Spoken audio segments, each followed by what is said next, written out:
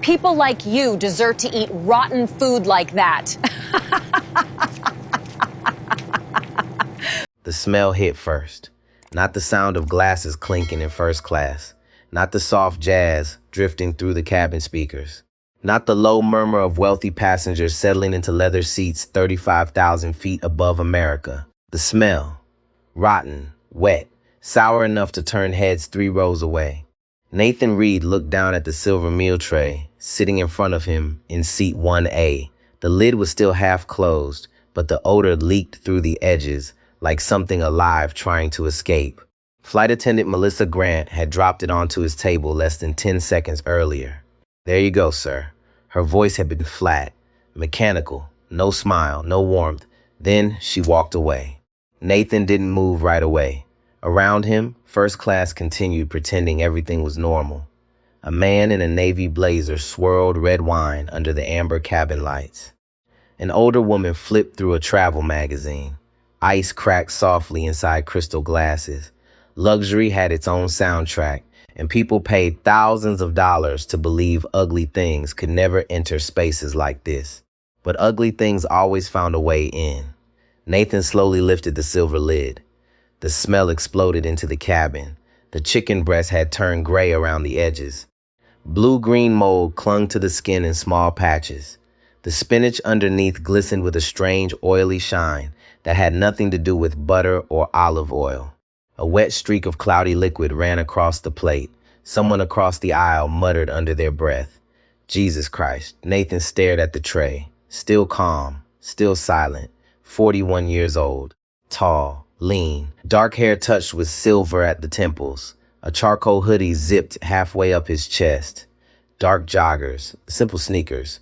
Nothing about him screamed money, and that was exactly the problem.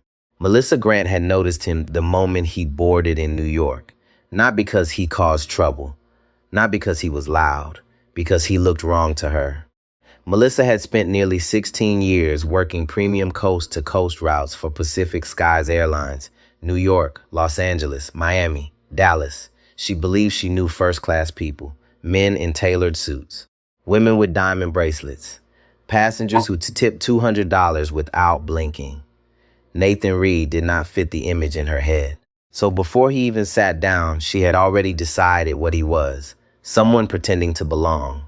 Up near the galley, Melissa poured wine for a silver-haired businessman in seat 2C. "Another Cabernet, Mr. Whitmore?"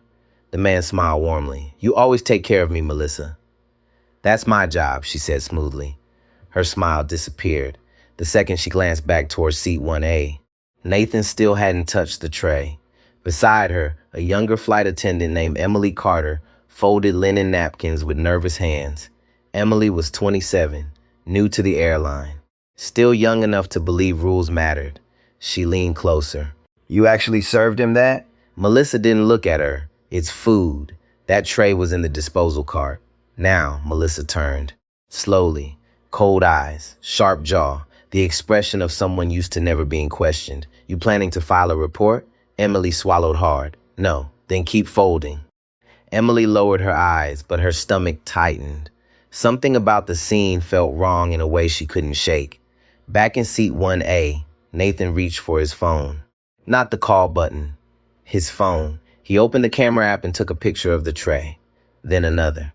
This one wider, showing the seat number, the plate, and part of his boarding pass near the edge of the table.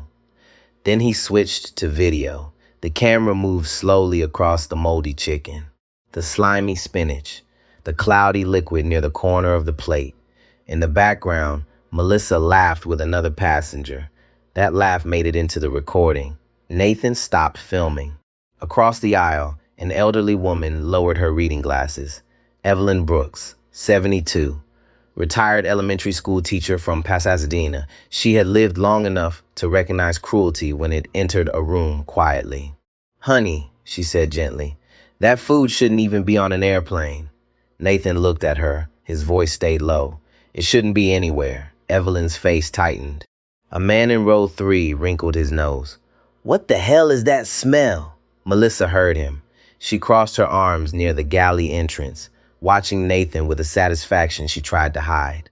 Emily noticed it immediately, and for the first time that flight, Emily felt afraid of the woman training her. Nathan rested his hands calmly on the armrests. Inside, though, something old had returned. Not anger, recognition. He had seen this before. Restaurants where waiters handed the bill to someone else at the table. Boardrooms where executives assumed he worked in security. Luxury spaces where people looked at his skin, then his clothes, then quietly decided he did not belong there. Prejudice rarely announced itself loudly anymore. Now it smiled politely. Now it whispered. Now it hid behind policy and customer service voices. Melissa walked back down the aisle 10 minutes later. She stopped beside Nathan's seat. "You didn't touch your meal." Nathan looked up at her. "You served this to me?" Melissa tilted her head slightly. That was the remaining first-class option available. Emily froze behind her. Nathan held Melissa's gaze. "You checked it before serving it?" Melissa smiled thinly. "Sir, we follow airline standards very carefully, but sometimes passengers simply aren't familiar with premium dining." A passenger nearby coughed awkwardly. Evelyn slowly closed her magazine and stared directly at Melissa. Nathan stayed calm, too calm, and that calm started bothering Melissa more than anger would have, because angry passengers she understood. Quiet passengers were dangerous. Nathan glanced at the name tag pinned neatly above her uniform pocket, Melissa Grant. Then he looked back at her face. "Melissa," he said softly. She blinked once. She had never introduced herself. "My name tag is visible." "I know," Nathan replied. "I just wanted to remember it correctly." Something in the way he said it made her chest tighten unexpectedly. Not fear exactly, but discomfort. Like realizing too late that you may have underestimated someone badly. "You planning to complain?" Melissa asked quietly. Nathan didn't answer. Melissa leaned closer. "I've worked this route a long time. Complaints like this usually disappear before they reach the right desk." Emily closed her eyes briefly behind her. Nathan studied Melissa for another second. Then he said something that made the muscles in her jaw tighten instantly. "Not this one." Melissa laughed softly. "Good luck with that." She reached for the tray. Nathan placed one hand lightly against the edge. "Leave it." Melissa frowned. "Sir, I need to clear the table." No, one word, quiet, controlled, but strong enough that the entire cabin seemed to go still around them. Melissa stared at him. For a brief second, she stopped looking like a confident senior flight attendant and started looking like someone losing control of a situation she thought she owned. Nathan reached down beside his seat and pulled out a thin black laptop. The screen glowed pale blue against his face. Melissa crossed her arms. "What are you doing?" Nathan opened his email calmly. "Sending a message." "To who?" His fingers paused above the keyboard. Then he looked up at her again, and something inside that look made Melissa suddenly wish she had never walked back to seat 1A. "The kind of person," Nathan said quietly, "who makes sure messages don't disappear."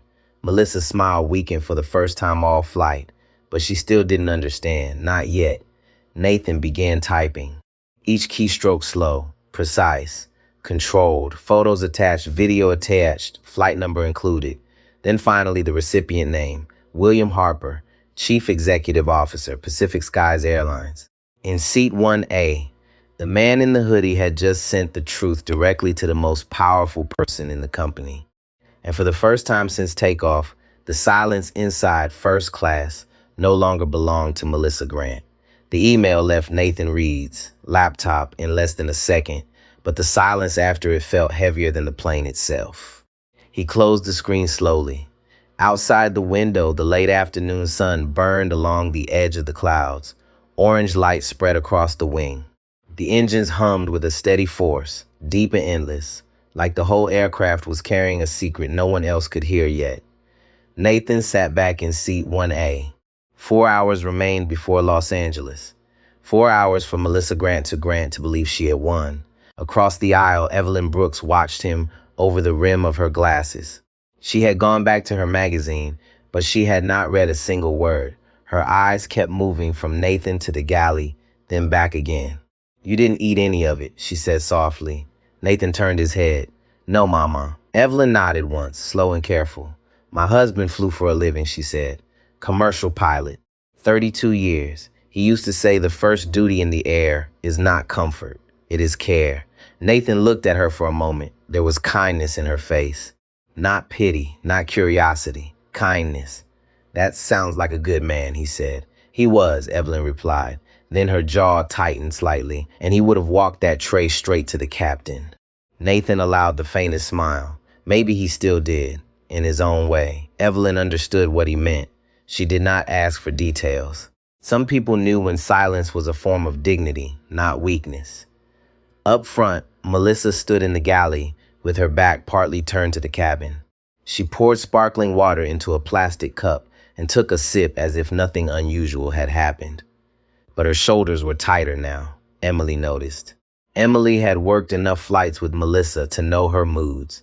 The cheerful voice with preferred passengers, the sharp whispers near the galley, the way she measured people within seconds. But tonight felt different.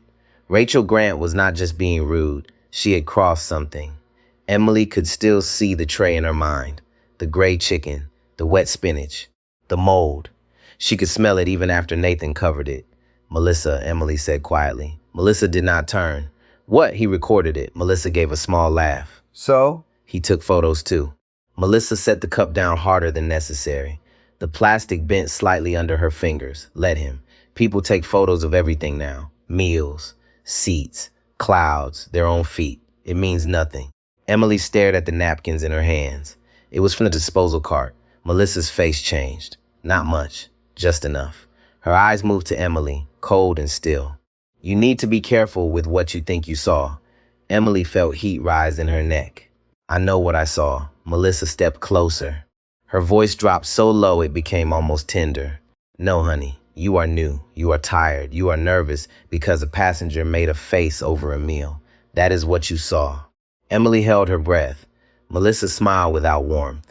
And if you want to keep this job, that is what you will remember. The galley seemed smaller suddenly. The metal cabinets, the coffee drawers, the narrow floor space between them. Emily could hear the engines behind everything, vibrating through the walls. For the first time since she joined Pacific Skies, she wondered how many wrong things became normal, simply because younger people were too afraid to say no. Back in the cabin, the tension had begun to spread. It moved quietly, first through glances, then through whispers, then through the way people stopped laughing as much. The businessman in seat 2C, Richard Whitmore, looked toward Nathan several times. He was the kind of passenger Melissa liked. Silver hair, expensive watch, loud confidence wrapped in soft manners. He leaned slightly toward the woman beside him. Something going on with the guy in 1A, his wife, Anne, kept her eyes forward. I think the food was spoiled. Richard frowned. In first class? Anne gave him a look. Rot doesn't check ticket prices, Richard. He looked away, uncomfortable. He had not expected that from her. A few rows back, a younger man in a blazer opened his phone and pretended to check messages while secretly searching for Pacific Skies customer service policies. Not because he planned to help. Not yet. But because what he saw had bothered him. That was how conscience often started. Not with courage, with discomfort. Nathan noticed all of it. He noticed the sideways looks, the stiff shoulders, the people unsure whether to get involved. He did not judge them harshly. He knew fear had many shapes. Some people feared losing jobs. Some feared being embarrassed. Some feared discovering they were not as decent as they believed. Still, harm survived when too many decent people stayed quiet. 20 minutes passed. The cabin lights dimmed slightly as the aircraft crossed into smoother air. Melissa resumed service with a bright smile painted back onto her face. Mr. Whitmore, another pour before we collect glasses? Richard lifted his glass. Why not? Melissa laughed. There we go. Then she turned and walked towards seat 1A. Her smile tightened as she approached Nathan. The tray was still there, untouched, documented, waiting. Well, she said lightly, still not hungry? Nathan looked up from the closed laptop. No, shame. Some people would be grateful for a first-class meal. Evelyn's fingers stopped on the edge of her magazine. Nathan's voice remained even. Some people would be grateful not to be served contaminated food. The word landed cleanly. Contaminated. Melissa's eyes flashed. That is a serious accusation. It is a serious tray. A man nearby shifted in his seat. Someone else looked down at his drink. Melissa leaned closer. Let me explain something, mister. Reed.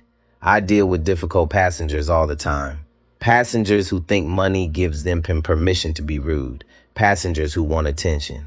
Passengers who create drama because something is not exactly how they imagined. Nathan held her gaze. I have not raised my voice. No, she said. You have been very calculated. Is that what bothers you? For 1 second, Melissa's face hardened completely. There it was, the truth beneath the uniform, not professionalism, not safety, control. She wanted him nervous, defensive, small. He had given her none of that. You know, she said, voice low enough that only the nearest seats could hear, first class is more than a seat. It is a standard. Nathan nodded slowly. Yes, it should be. She misunderstood the answer and smirked. Then maybe next time dress like you understand where you are. Evelyn inhaled sharply. Emily, watching from the galley, froze. The cabin heard it. Not everyone, but enough. Nathan did not flinch. He did not look down at his hoodie. He did not defend himself. That restraint made the insult look even uglier. He spoke quietly. Clothes do not determine a person's worth. Melissa straightened. Of course not. But she said it too fast, too late. Nathan looked toward the galley, then back at her. Do you believe that? Melissa's lips parted, but no answer came. For the first time, she seemed to notice the eyes on her. Evelyn and Whitmore, the young man in the blazer. Emily standing still by the service cart. Witnesses. Melissa forced a laugh. I am not going to argue philosophy with you at 35,000 feet. No, Nathan said. This is not philosophy. His voice was still soft, but the air around it sharpened. This is how people get hurt. Melissa's expression flickered, just for a moment, because somewhere under all that pride, she knew the sentence was true. Not just about food, about power, about what happens when a person in uniform mistakes authority for ownership. Her hand moved toward the tray. I'm taking this now. Nathan shook his head once. No. Sir, I am instructing you as a crew member, and I am preserving evidence. The word evidence hit harder than contaminated. Melissa's face changed. Emily saw it, so did Evelyn. Melissa lowered her voice. What exactly did you send? Nathan did not answer. His laptop chimed. One soft sound, small, almost polite, but it cut through the cabin like a blade. Nathan glanced at the screen, a new email notification. The sender name appeared clearly, William Harper. Nathan opened it. The message was short. Nathan, I received everything. I will be at gate 14 when your aircraft lands. Do not leave the jet bridge. William. Nathan read it once. Then again. His face did not change. But Melissa saw the name. Not all of it. Enough. William. Her stomach tightened. There were many Williams in the world. But at Pacific Skies Airlines, one name mattered more than any other. William Harper, Chief Executive Officer. Melissa felt the blood pool from her face, but pride rushed in to cover fear. Friend of yours? She asked. Nathan closed the laptop. In a way, the cabin around them seemed to shrink. Evelyn looked at Nathan with a new understanding, though she still did not know the full truth. Emily's hand went to her own name tag, as if remembering that a uniform was never supposed to protect wrongdoing. Melissa tried to smile. It failed. Nathan leaned back in his seat. Outside the window, the sky darkened from gold to deep blue. The plane kept moving west, steady and unaware, carrying one mistake toward its consequence. Melissa stood in the aisle for one breath too long. Then another. She wanted to say something sharp, something that would put him back in place. But the place had changed. The balance had shifted, and everyone who had been watching felt it. Nathan Reed had not shouted. He had not threatened. He had not asked anyone to believe him without proof. He had simply recorded the truth, and now the truth was waiting in Los Angeles. Melissa Grant walked back to the galley with her smile still on her face, but it no longer belonged to her. It sat there like a mask, too tight, too bright, too late. Her hand trembled once as she reached for the latch on the storage drawer. She stopped it by gripping the metal handle harder. The drawer rattled under her fingers. Emily Carter noticed but pretended not to. That was the safest thing to do, pretend. Look busy, fold napkins, count cups, do anything except meet Melissa's eyes. But Melissa felt Emily watching anyway. What? Melissa snapped. Emily flinched. Nothing. That did not look like nothing. Emily lowered her voice. I think this is getting serious. Melissa laughed under her breath. It came out dry. Passengers threaten people all the time. He did not threaten you. Melissa turned. The galley lights were harsh now, white and flat. They showed every line near her mouth, every crack in her confidence. Emily stood near the coffee drawer with both hands folded in front of her. She looked young in that moment, young and scared, but not stupid.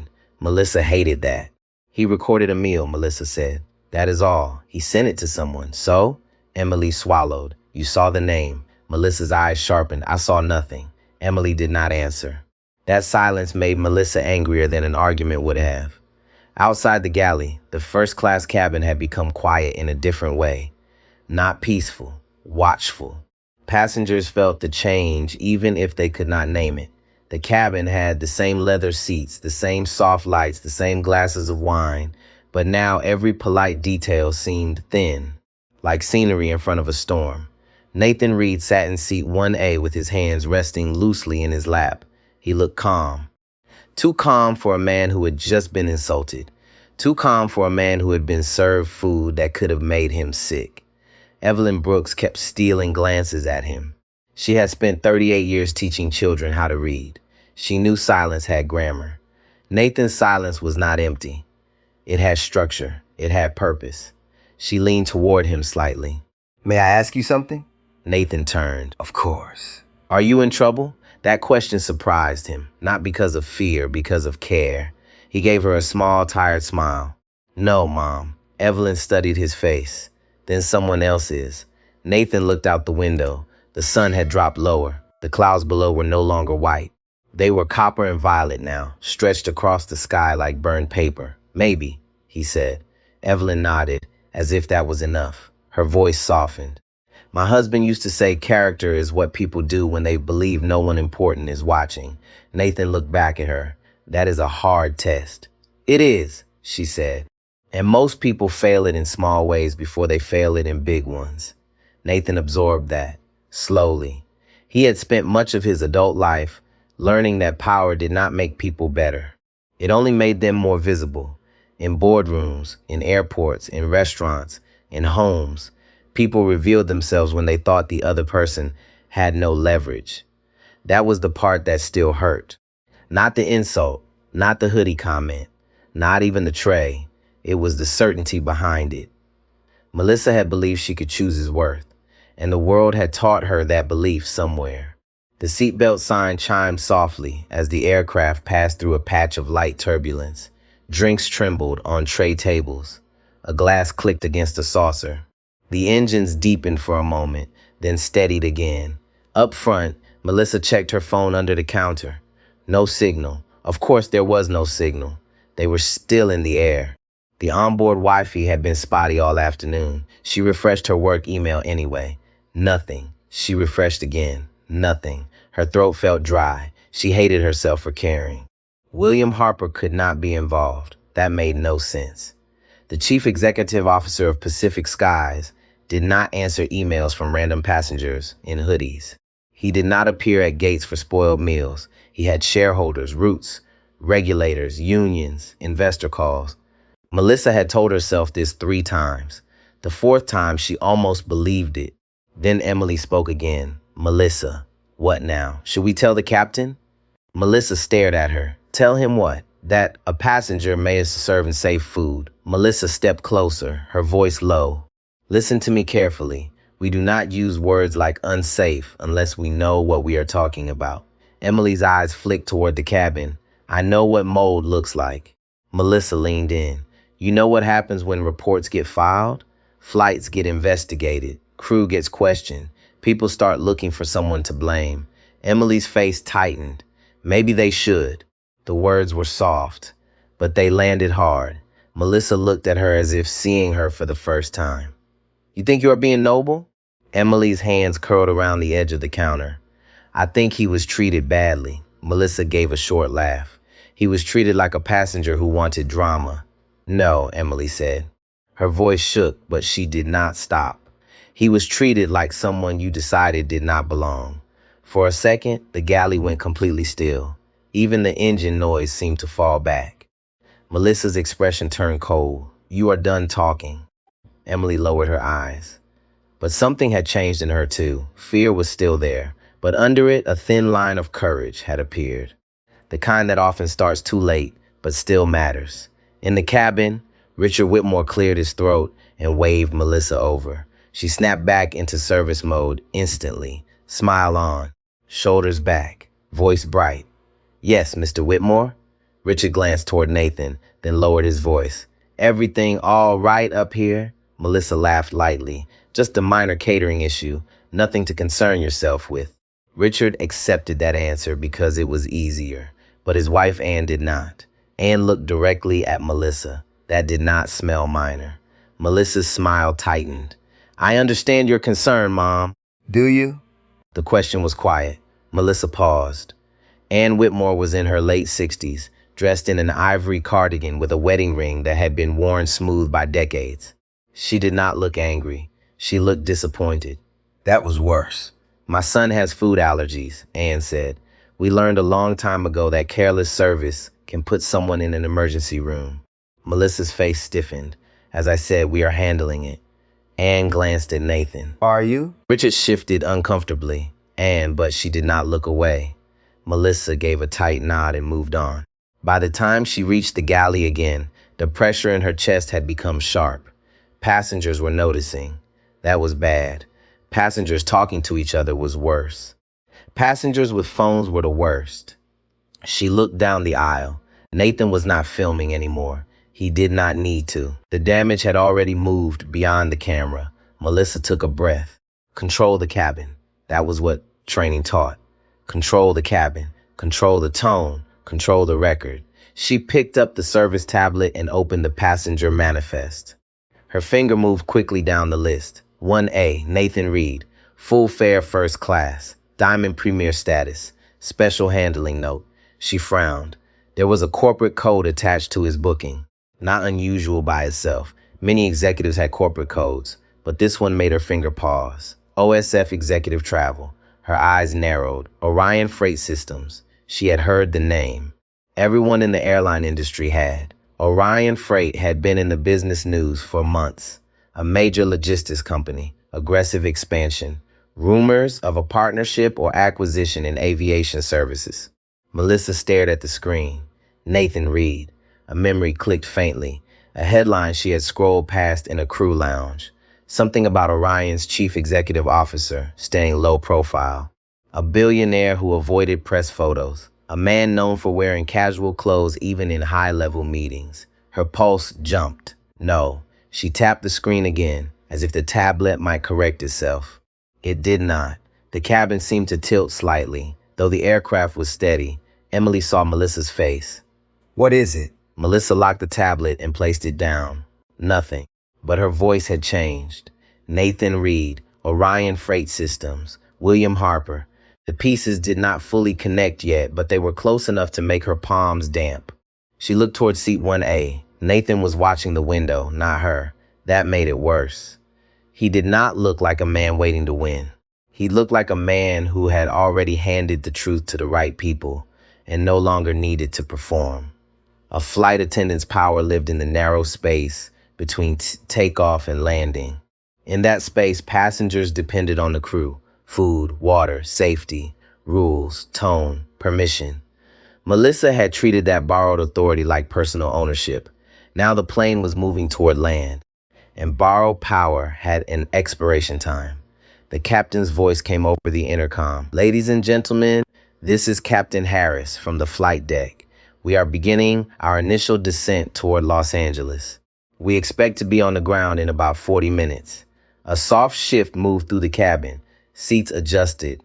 Laptops closed. Seatbelts clicked. Passengers checked phones even though no signal had returned. Melissa stood frozen in the galley for half a second too long. Emily watched her. "Melissa," she said carefully, "if we tell the captain now, it may look better." Melissa turned on her. "We are not telling the captain anything." Emily's face fell. Not from fear this time, from sadness. "Then you are still choosing wrong." Melissa stared at her. For once, she had no quick answer. In seat 1A, Nathan heard the faintest edge of that exchange. Not the words, but the tone. He closed his eyes briefly. He was not happy. That was what people misunderstood about accountability.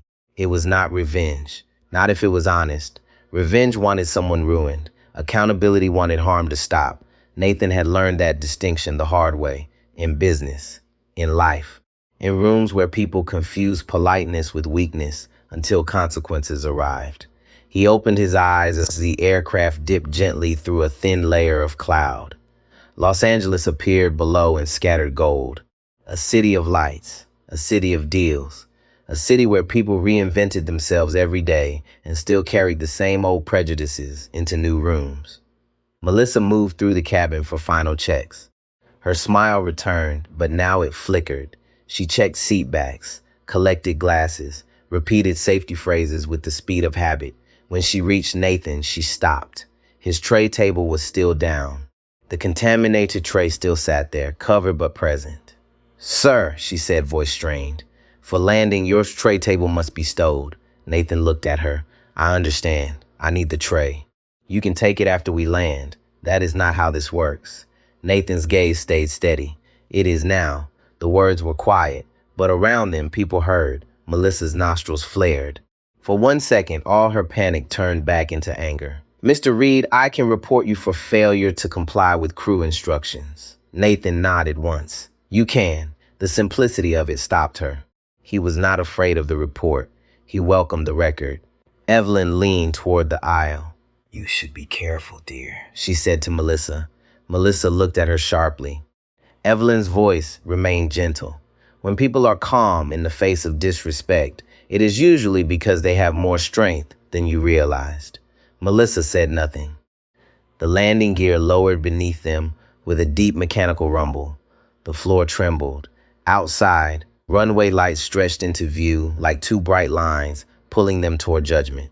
Nathan finally closed the tray lid fully and placed both hands on his armrests. Melissa stood over him for one breath. Then she stepped back, not because she agreed, because for the first time all flight, she was unsure who held the power.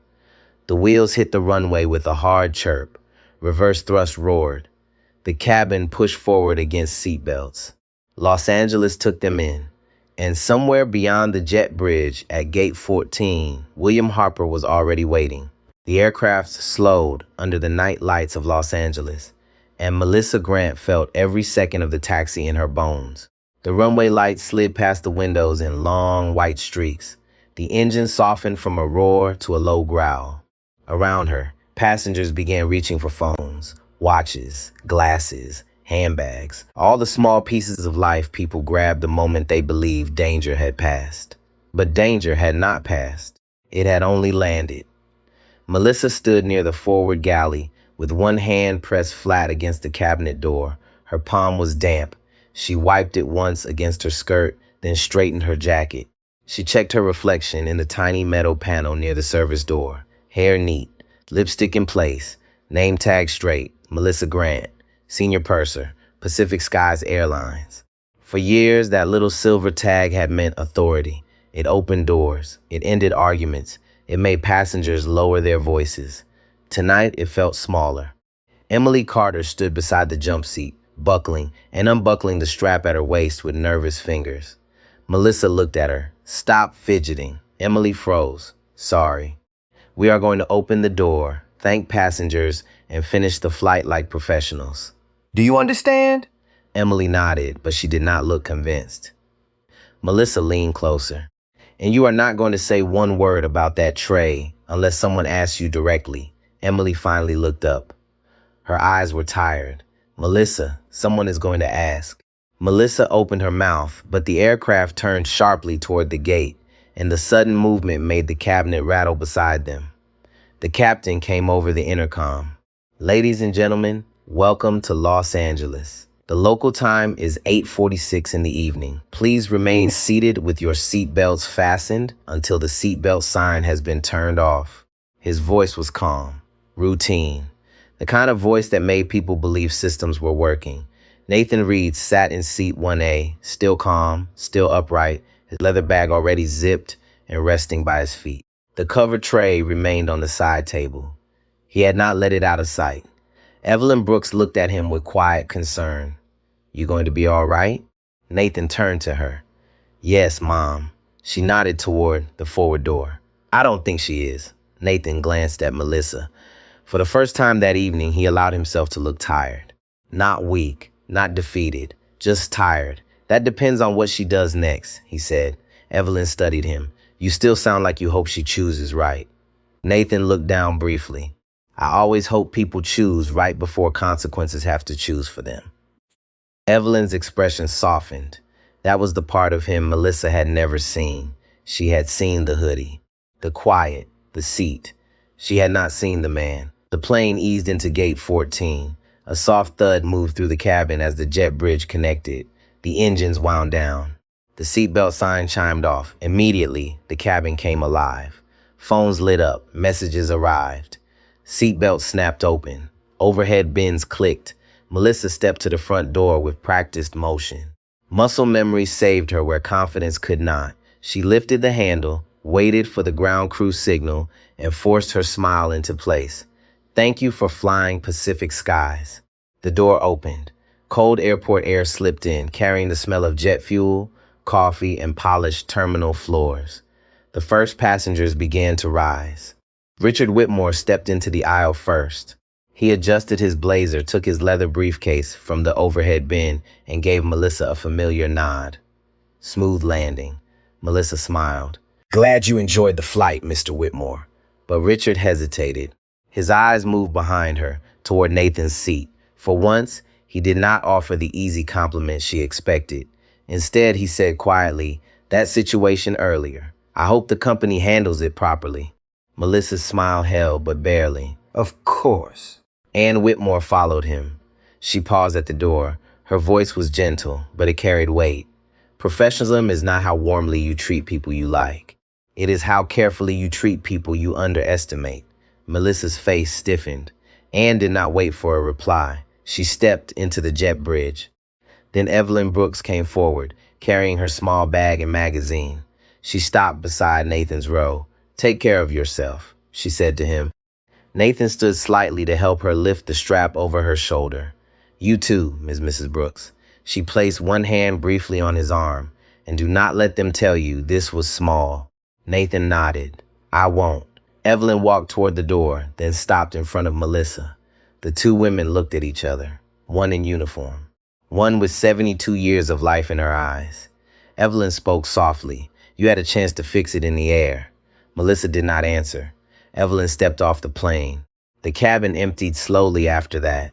A few passengers looked back at Nathan, some with curiosity, some with discomfort. One young man nodded at him in quiet support. Another avoided his eyes completely. People never knew what to do after witnessing harm.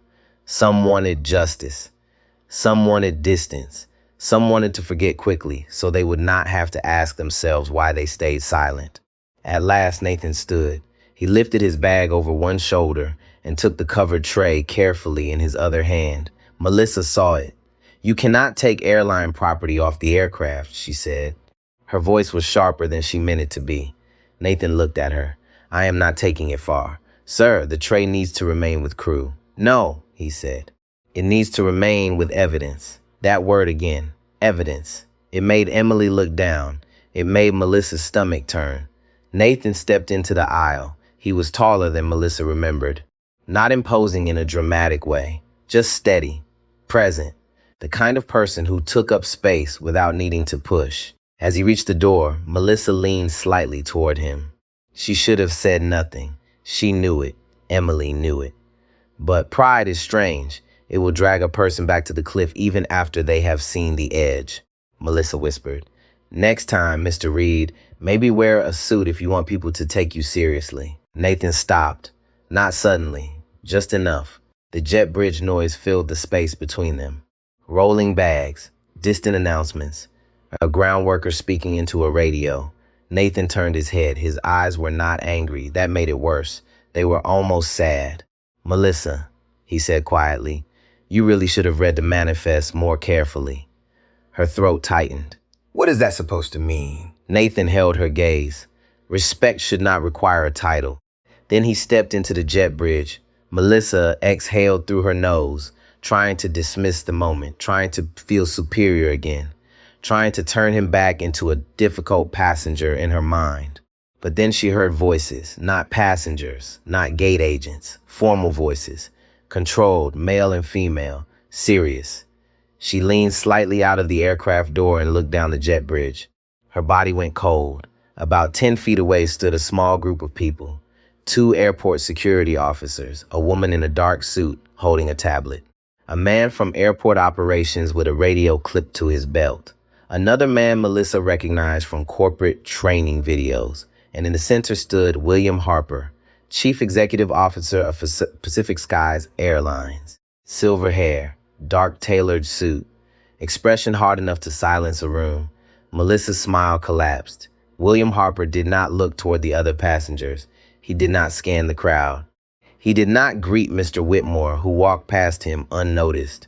He walked straight to Nathan Reed. Nathan stopped in front of him, still holding the covered tray. For a moment, the 2 men simply looked at each other. Then William Harper extended his hand. "Nathan," he said, and his voice carried through the jet bridge. "I cannot begin to apologize for what happened on my aircraft." Melissa felt the words strike her chest. "My aircraft, not the aircraft, not the flight, my aircraft." Nathan shook his hand. "I appreciate you coming, William." William's eyes dropped to the covered tray. Is that it? "Yes." The woman with the tablet stepped forward and opened a clear evidence bag. Melissa's breath caught. Evidence bag. This was no longer a complaint. William turned his head toward the aircraft door. His eyes found Melissa. For the first time since she began working for Pacific Skies, Melissa Grant understood what it felt like to be seen clearly by someone with more power than she had. Not admired, not feared, not obeyed. Seen Ms.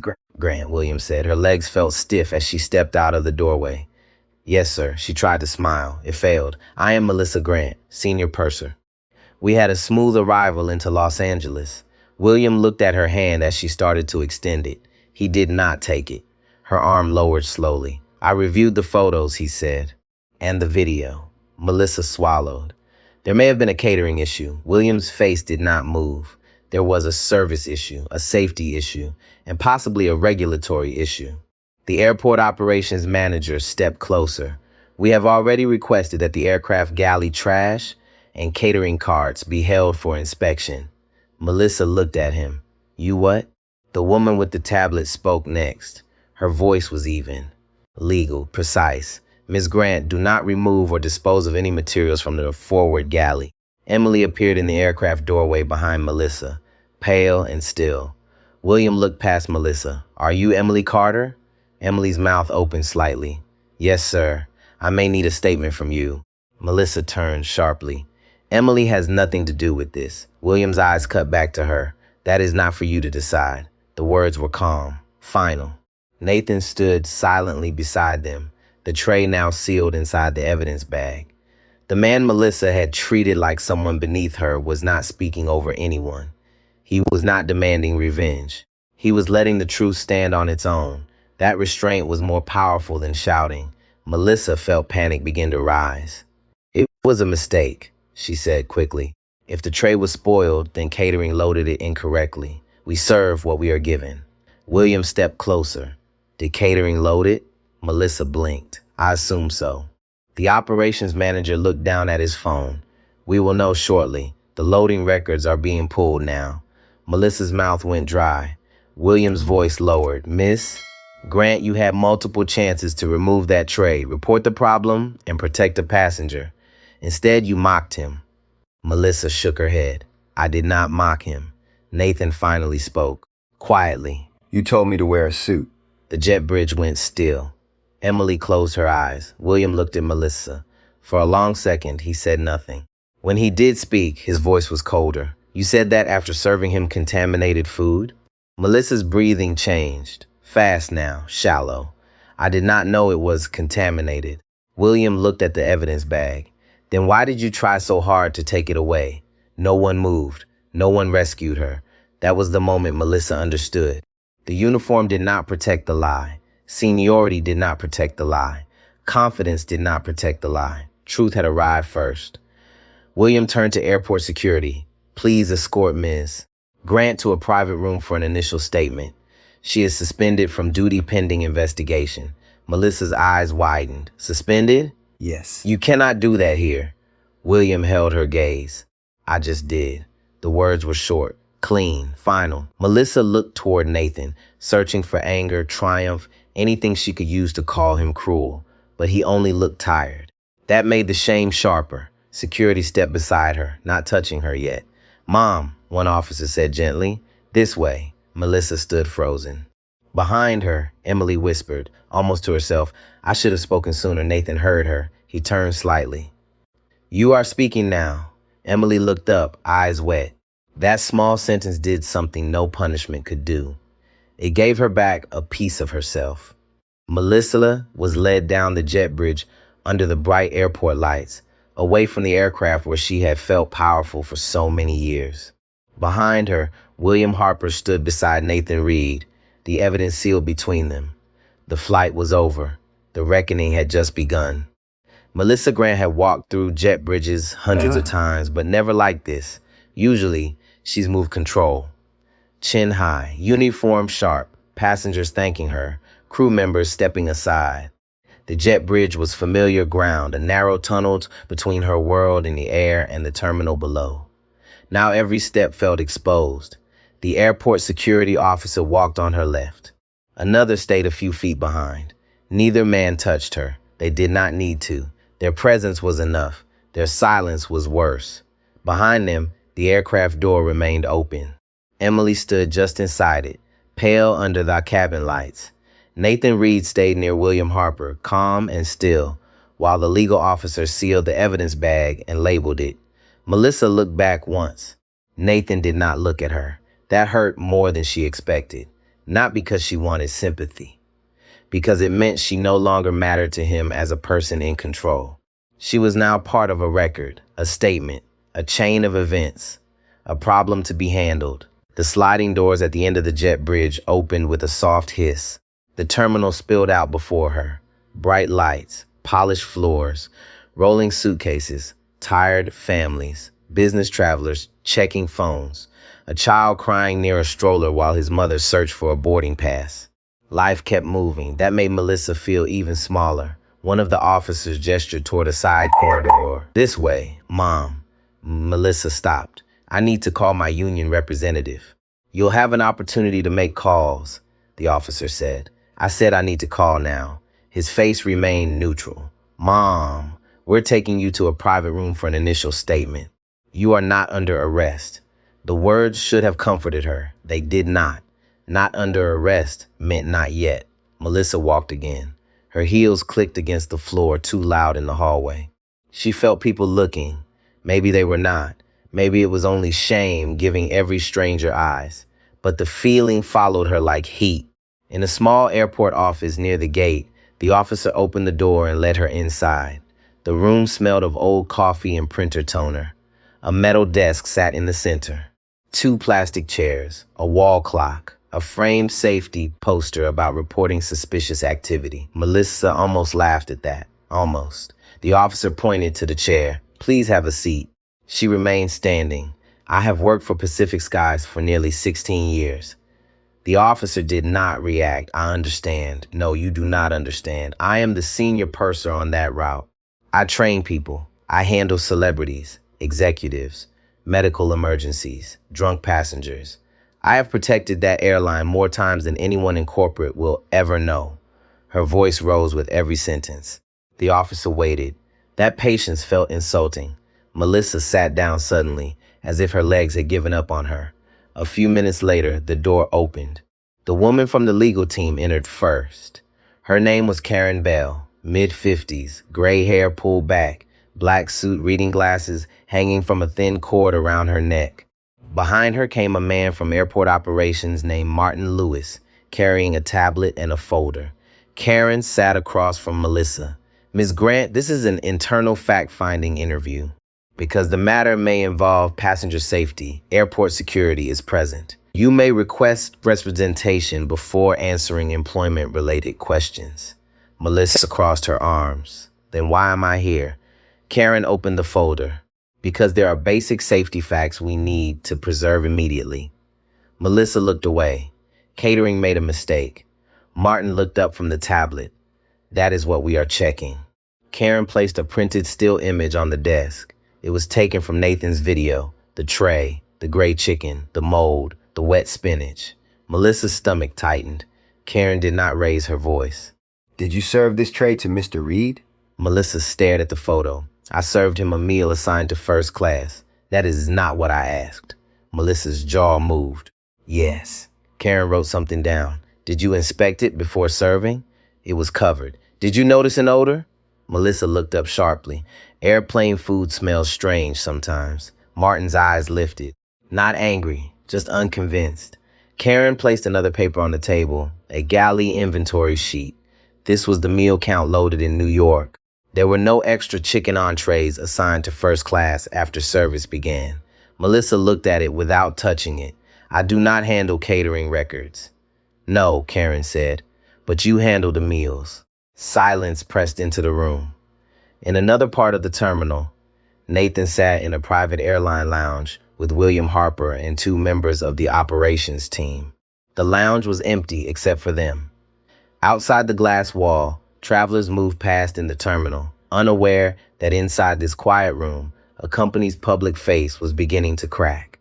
William stood near the window, one hand in his pocket, the other rubbing his forehead. I am sorry, he said again. Nathan sat in a leather chair with his bag beside him. You already said that. I need to say it more than once. Nathan looked at him carefully. William Harper was not acting for cameras. There were none in the room. He looked genuinely shaken, not just because a powerful customer had been mistreated, because something rotten had happened inside his company, and he was close enough to smell it now. Nathan's voice softened. Then say it to the people who fly your airline and do not have my phone number. William turned. That landed. He nodded slowly. You are right. Nathan leaned forward, elbows resting on his knees.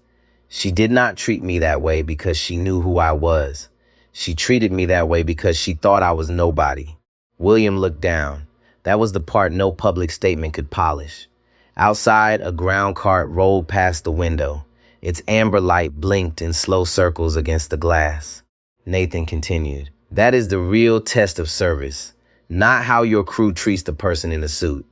Not how they treat the person they recognize. How they treat someone they believe has no power. William exhaled. We have had complaints. Nathan said nothing. William looked at him. Not like this, but complaints. Tone, dismissive conduct, selective enforcement of rules. I thought we were dealing with isolated behavior. Nathan's eyes stayed steady. Patterns always look isolated when no one wants to connect them. William looked away. For a moment, he was not a chief executive officer. He was just a man facing the cost of what he had allowed himself not to see. Back in the small office, Melissa was losing patience. You are acting like I poisoned someone. Karen's pen stopped moving. No one had used that word yet. Melissa realized it too late. Martin set his tablet on the desk. Miss Grant, where did that tray come from? I told you. Catering. Martin swiped the screen. The catering team just confirmed all disposal samples were removed from active carts before loading. They also confirmed one spoiled tray was placed in a labeled biohazard disposal bag in the crew service area before boarding. Melissa's eyes flickered. Karen saw it. The room changed. The air tightened. Melissa forced a scoff. Well, then someone in catering failed. Martin did not blink. The disposal bag was not on the aircraft. Melissa went still. Karen leaned forward slightly, which means the tray had to be removed from the crew service area before boarding and brought onto the aircraft by someone with access. Melissa's fingers dug into her sleeve. I was busy before boarding. I am sure you were. Karen slid another document across the desk. Airport security is pulling footage now.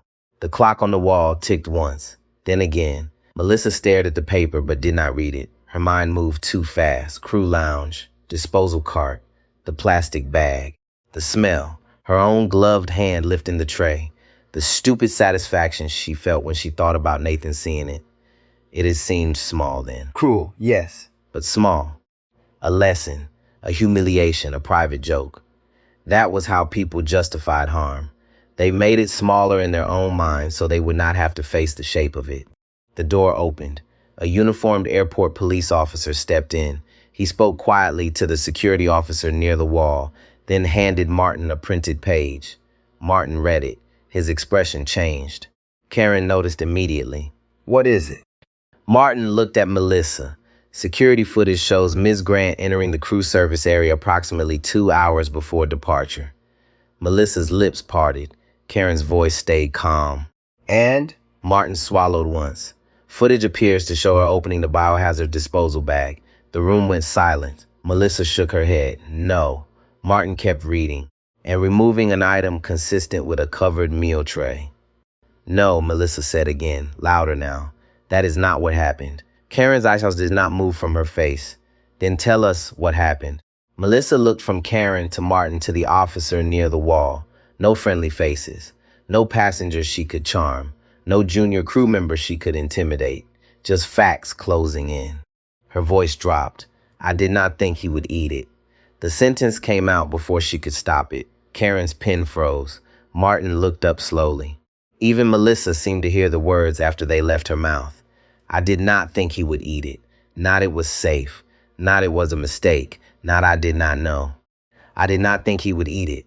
Karen set the pen down with great care. Ms. Grant, do you understand what you just said? Melissa's breath caught. I mean, it looked bad, so of course he would not eat it. Karen's voice sharpened for the first time.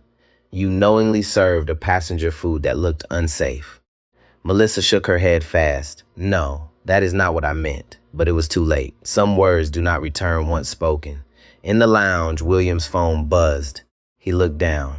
His face hardened. Nathan noticed. What did they find? William read the message once more before answering. Security footage confirmed she removed a tray from the disposal area before boarding. Nathan closed his eyes briefly, not in triumph, in grief, because part of him had still hoped for negligence, carelessness, a bad system, a mistake ugly enough to explain the harm without proving intent. William's voice was lower now. There is more. Nathan opened his eyes. William looked at him. She just said she did not think you would eat it. The room went quiet. Nathan sat back slowly. That sentence settled between them like a weight. He looked through the glass wall at the passing travelers. Old men, young mothers, veterans in ball caps, teenagers with earbuds, people carrying ordinary worries through an airport at night. Any one of them could have been in that seat. Any one of them could have been judged. Any one of them could have trusted the tray placed before them. Nathan spoke softly. That is how danger starts. William nodded. With one person deciding another person matters less. Nathan turned back to him. No, with the system letting her believe she could act on it. William did not defend himself. That mattered. The legal officer in the lounge stepped closer. Mr. Harper, airport police may want to classify this as potential food tampering until lab results are returned. William's jaw tightened. Then we cooperate fully. Nathan watched him. Even if it hurts the company? William looked at him, tired and ashamed. Especially then. For the first time that night, Nathan believed him. Not fully, but enough. In the small office, Melissa's confidence had drained away. Her voice cracked as she asked for her union representative again. This time, Karen nodded. You should make that call. Melissa looked at her. The shift frightened her. Before, Karen had been asking questions. Now she was preserving process. That meant the company was no longer trying to manage a complaint. It was preparing for something bigger. Melissa reached for her phone, but the officer raised a hand. We will document the call. Your phone may need to be preserved if it contains relevant communications. Melissa stared at him. My phone? Karen's eyes held steady. If there are messages, photos, or posts related to this incident, they may become evidence. Melissa's face went pale. For the first time all night, she thought of the private Facebook group.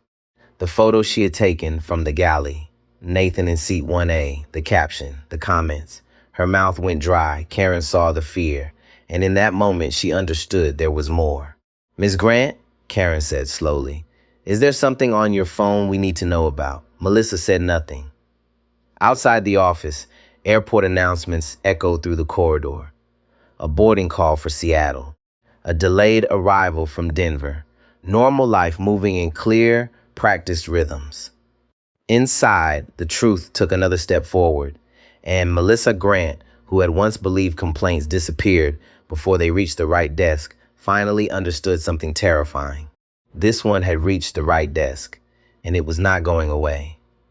Melissa Grant stared at Karen Bell, and for the first time that night, she looked less like a senior purser and more like a woman trapped inside her own choices.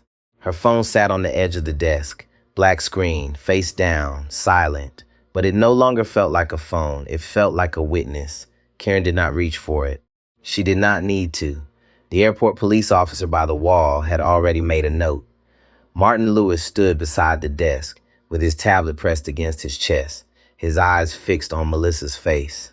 "Miss Grant," Karen said again, "is there something on that phone related to Mr. Reed?" Melissa's lips parted. No sound came out. She thought of the group name, the private jokes, the photos crew members posted after hard flights, passengers sleeping with their mouths open, passengers dressed oddly, passengers who asked too many questions. It had started as venting, everyone said that, just blowing off steam, but cruel people often hide behind those words. Just joking, just venting, just saying what everyone thinks. Melissa had believed the group was private, a little room where people like her could say things they would never say over the intercom. Now, the walls of that room were beginning to disappear. "I want representation," she said. Karen nodded once. "That is your right." Melissa grabbed for the phone. The officer stepped forward. "Mom, not yet." Her hand froze. "I need to make a call." "You can," he said. "But the device may contain evidence. We need to preserve it first." Melissa's voice sharpened. "You cannot just take my personal phone." The officer's expression stayed calm. "If this becomes a criminal investigation, a warrant can be requested. For now, we are asking you not to delete or alter anything." The word delete hit her hard. Too hard. Karen saw it. So did Martin. Melissa pulled her hand back slowly. She looked at the phone as if it might betray her by lighting up. In the lounge, Nathan Reed sat alone for the first time since landing. William Harper had stepped into the hallway to take a call from corporate counsel. Through the glass wall, Nathan could see him pacing, one hand pressed against his ear, the other at his hip. The man looked older than he had in the jet bridge. Nathan understood that look. It was the expression of leadership when reputation stopped being an abstract word and became a human being sitting in front of you with a contaminated tray. Emily Carter appeared at the lounge entrance a few minutes later. A security employee showed her in. She stood just inside the doorway, clutching her crew bag with both hands. Nathan rose. "Miss Carter." Emily shook her head quickly. "Emily is fine." Her voice was thin. She looked as if she had been holding her breath since takeoff. Nathan gestured to a chair. "You can sit." She did, but only on the edge. For a moment, neither of them spoke. Outside the lounge, a family passed by laughing softly. A little girl dragged a pink suitcase behind her. The wheels squeaked across the tile. Emily watched them go. "I should have said something when I saw the tray," she said. Nathan did not answer right away. That made it easier for her to keep going. "I knew it was wrong. I knew it. I thought maybe she would not actually serve it. Then she did, and I froze." Her eyes filled, but she blinked hard. "I keep thinking about what would have happened if you had taken a bite." Nathan sat across from her. "You are speaking now. You said that before." "I meant it." Emily looked at him. "I was scared of losing my job. That is a real fear. It does not excuse it." "No," Nathan said gently, "but honesty starts by not hiding behind excuses." Emily breathed in shakily. That sentence seemed to hurt and heal at the same time. "I want to give a statement," she said. Nathan nodded. "Then give the truth, not to protect me, not to punish her. Just the truth." Emily wiped under one eye with her thumb. "I can do that." Nathan believed her. Not because she was brave all along, because she had decided to become braver after failing. People were not healed by pretending they had never been afraid. They were healed by choosing better while fear was still in the room. Down the corridor, the airport police officer returned to the small office with another woman beside him. Detective Laura Martinez, late 40s, short dark hair, navy blazer, calm eyes that missed very little. Melissa noticed the badge clipped at her belt. Her stomach dropped. Why is there a detective here? Detective Martinez sat down beside Karen Bell, not across like an enemy, but not casually either. Ms. Grant, I am with the airport police unit. We are still determining the nature of this incident. Melissa forced a brittle laugh. An incident. That is all it is. A bad meal and an overreaction. Detective Martinez opened a small notebook. Let's start simple. Did you remove a meal tray from a disposal bag before boarding? Melissa folded her arms. I want my representative. That is fine, Martinez said. You do not have to answer. But I need you to hear what we are looking at. Melissa looked away. Martinez continued. We have video of you entering the crew service area. We have video of you opening a labeled disposal bag. We have video that appears to show you removing a covered tray. The tray later appears in first class in front of Mr. Reed. Melissa's breathing became shallow. Karen watched silently. Right now, Martinez said, the question is whether this was reckless conduct, intentional food tampering, or something else. Melissa's head snapped back. Food tampering? Martinez's voice stayed even. You placed unsafe food in front of a passenger on a commercial aircraft. I told them I did not think he would eat it.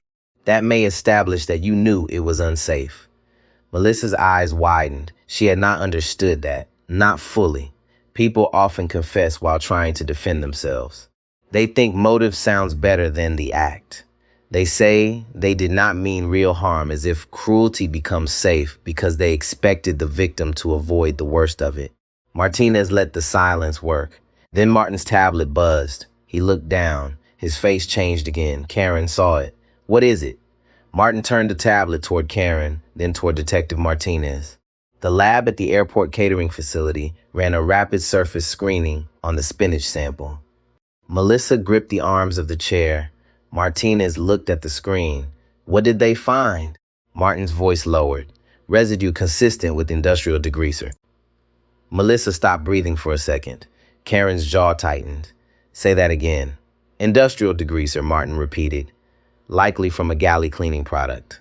They are sending samples for confirmatory testing, but the screening was positive. Melissa shook her head. No, that is not true. Martinez turned to her. Did you spray anything on that tray? No. Did you carry cleaning chemicals onto the aircraft? No. Karen glanced toward Martin, checked the crew locker inventory. Martin stepped out immediately. Melissa's eyes followed him. Panic moved across her face before she could hide it. Detective Martinez saw it. Miss Grant, she said carefully, this is the time to be very honest. Melissa's voice cracked. I did not poison him. No one had said poison. Not yet. The words sat in the room like smoke. In the lounge hallway, William Harper ended his call and returned to Nathan. Emily stood when he entered. Miss Carter, William said. Emily straightened. Sir, I understand you are willing to provide a statement. Yes. William looked at her for a moment. His face softened, but only slightly. That may not be easy. I know. Tell the truth anyway. Emily nodded. I will. William turned to Nathan. We have a preliminary lab result. Nathan already knew from his expression that it was worse. What kind of result? William exhaled slowly. Industrial degreaser residue. Emily covered her mouth. Nathan did not move. His eyes lowered for a moment to his hands. Hands that had not touched the food. Hands that had taken photos instead. Hands that suddenly felt colder than before. Industrial degreaser. Not just rotten food, not just humiliation, a chemical. One bite could have burned his mouth, his throat, his stomach. At altitude, far from a hospital, surrounded by passengers watching a crew decide whether his pain was real, Emily whispered, "Oh my God." William's voice was rough. "I am so sorry." Nathan looked up. This time the tiredness in him was gone. What replaced it was sharper, controlled but unmistakable. This is bigger than a bad employee. William nodded slowly. Yes. Nathan stood and walked to the window. Below, baggage carts moved under bright ramp lights. Ground crews worked in reflective vests. Aircraft tails lined the night like silent witnesses. He spoke without turning. How many complaints did you say you had? William did not answer at first. Nathan turned back. How many? William's jaw tightened. Enough that I should have done more. That admission cost him something. Nathan respected it, but he did not soften. Then start now. Down the hall, Martin returned to the small office with a sealed plastic bag. Inside was a yellow-capped spray bottle. Melissa's face drained. Karen stood. Where was it? Martin looked at Detective Martinez. Crew locker assigned to Melissa Grant. Label indicates heavy-duty oven and galley degreaser. Melissa's voice came out small. That is for cleaning. Martinez looked at the bottle. Was it supposed to be in your personal locker? Melissa said nothing. The officer inside the wall shifted his stance. Martin added quietly, the bottle appears recently used. Melissa shook her head again. Faster now, you are twisting this. All of you. Karen's voice was cold. No, Miss Grant, we are following the evidence. Evidence. There it was again. The word that had started as Nathan's quiet refusal to let the tray disappear. Now it had become a chain. Video, tray, lab result, bottle, locker, statement.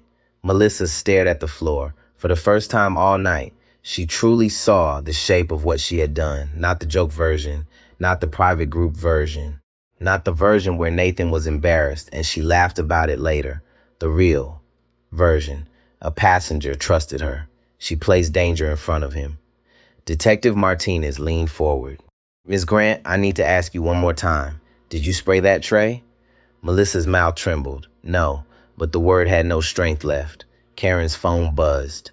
She checked it, then looked at Melissa with a new kind of focus. What is Sky Queens? Melissa went completely still. Detective Martinez turned. Karen held up her phone. Our digital compliance team found a screenshot from a private social media group. It was forwarded by another crew member after corporate issued a preservation notice. Melissa closed her eyes. Karen read from the screen. Look at this clown in seat 1A, hoodie and all, about to serve him a little green surprise. The room went silent. Martinez's eyes hardened. Karen looked up. Posted by you, Ms. Grant, before takeoff. Melissa whispered it was a joke. Martinez stood slowly. No, her voice was quiet, but it filled the room. A joke is not served on a tray. Melissa looked up at her, eyes wet now. I did not think he would eat it. Martinez nodded once. You keep saying that. Melissa's shoulders shook.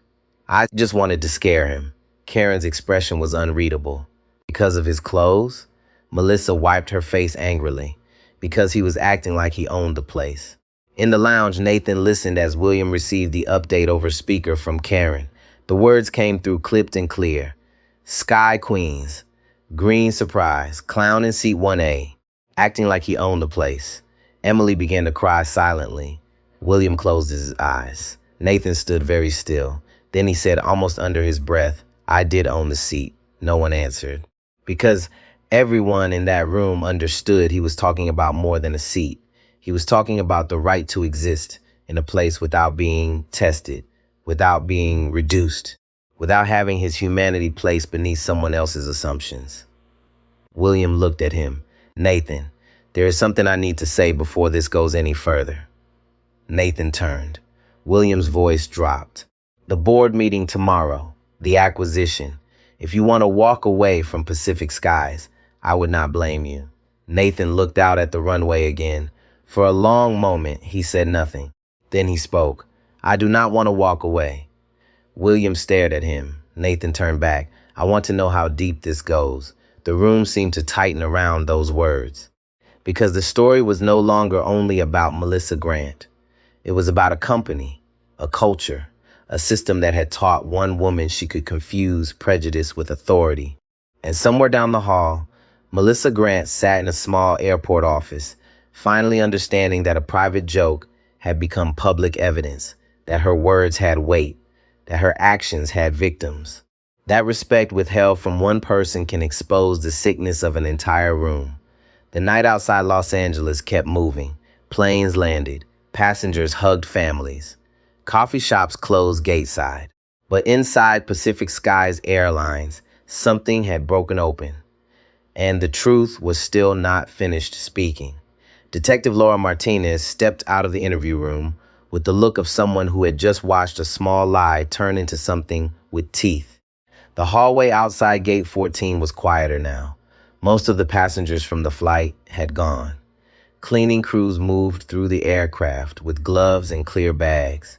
A maintenance supervisor stood near the open cabin door, speaking softly into a radio. Every item from the forward galley was being logged, sealed, and removed. Melissa Grant's world was being taken apart one plastic bag at a time. Martinez stopped near the window overlooking the ramp and opened her notebook. The airport lights reflected on the glass. Beyond them, aircraft rolled slowly across the dark pavement like shadows with blinking wings. Karen Bell joined her a moment later. "She is still denying the spray," Karen said. Martinez nodded. "She can deny the act. But the post, the tray, the video, the lab screen, and the statement all move in the same direction." Karen's mouth tightened. "She keeps saying she did not think he would eat it. That sentence is doing more damage than she knows." Karen looked back toward the office door. Could this become federal? Martinez closed the notebook. Food tampering on a commercial aircraft can bring in federal authorities. If confirmatory testing matches the degreaser tata bottle in her locker, this will not stay internal. Karen took that in without speaking. She had handled lawsuits before, passenger complaints, crew misconduct, bad press. But this was different. This had weight, a human weight. Not just liability, not just headlines, but the uglier question beneath it all. What kind of workplace teaches a person that humiliation is entertainment? In the private lounge, William Harper stood at the end of a conference table with his phone on speaker. Nathan Reed sat across from him. Emily Carter sat near the wall, hands wrapped around a paper cup of water she had not touched. Karen's voice came through the speaker.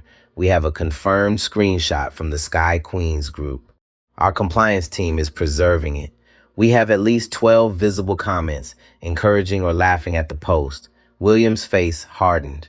12? That is visible in the screenshot. We do not yet have the full archive. Nathan looked up. What did the comments say? There was a brief pause. Karen did not want to read them. Everyone could feel it. Nathan's voice remained steady. "I need to know." Karen exhaled. One says, "Teach him how first class works." Another says, "People in hoodies always think they are special." Another says, "Green surprise, I'm dead." Emily lowered her head. Her shoulders shook once. William closed his eyes, then opened them again. "That is my crew," he said quietly. Nathan did not soften the truth. Yes.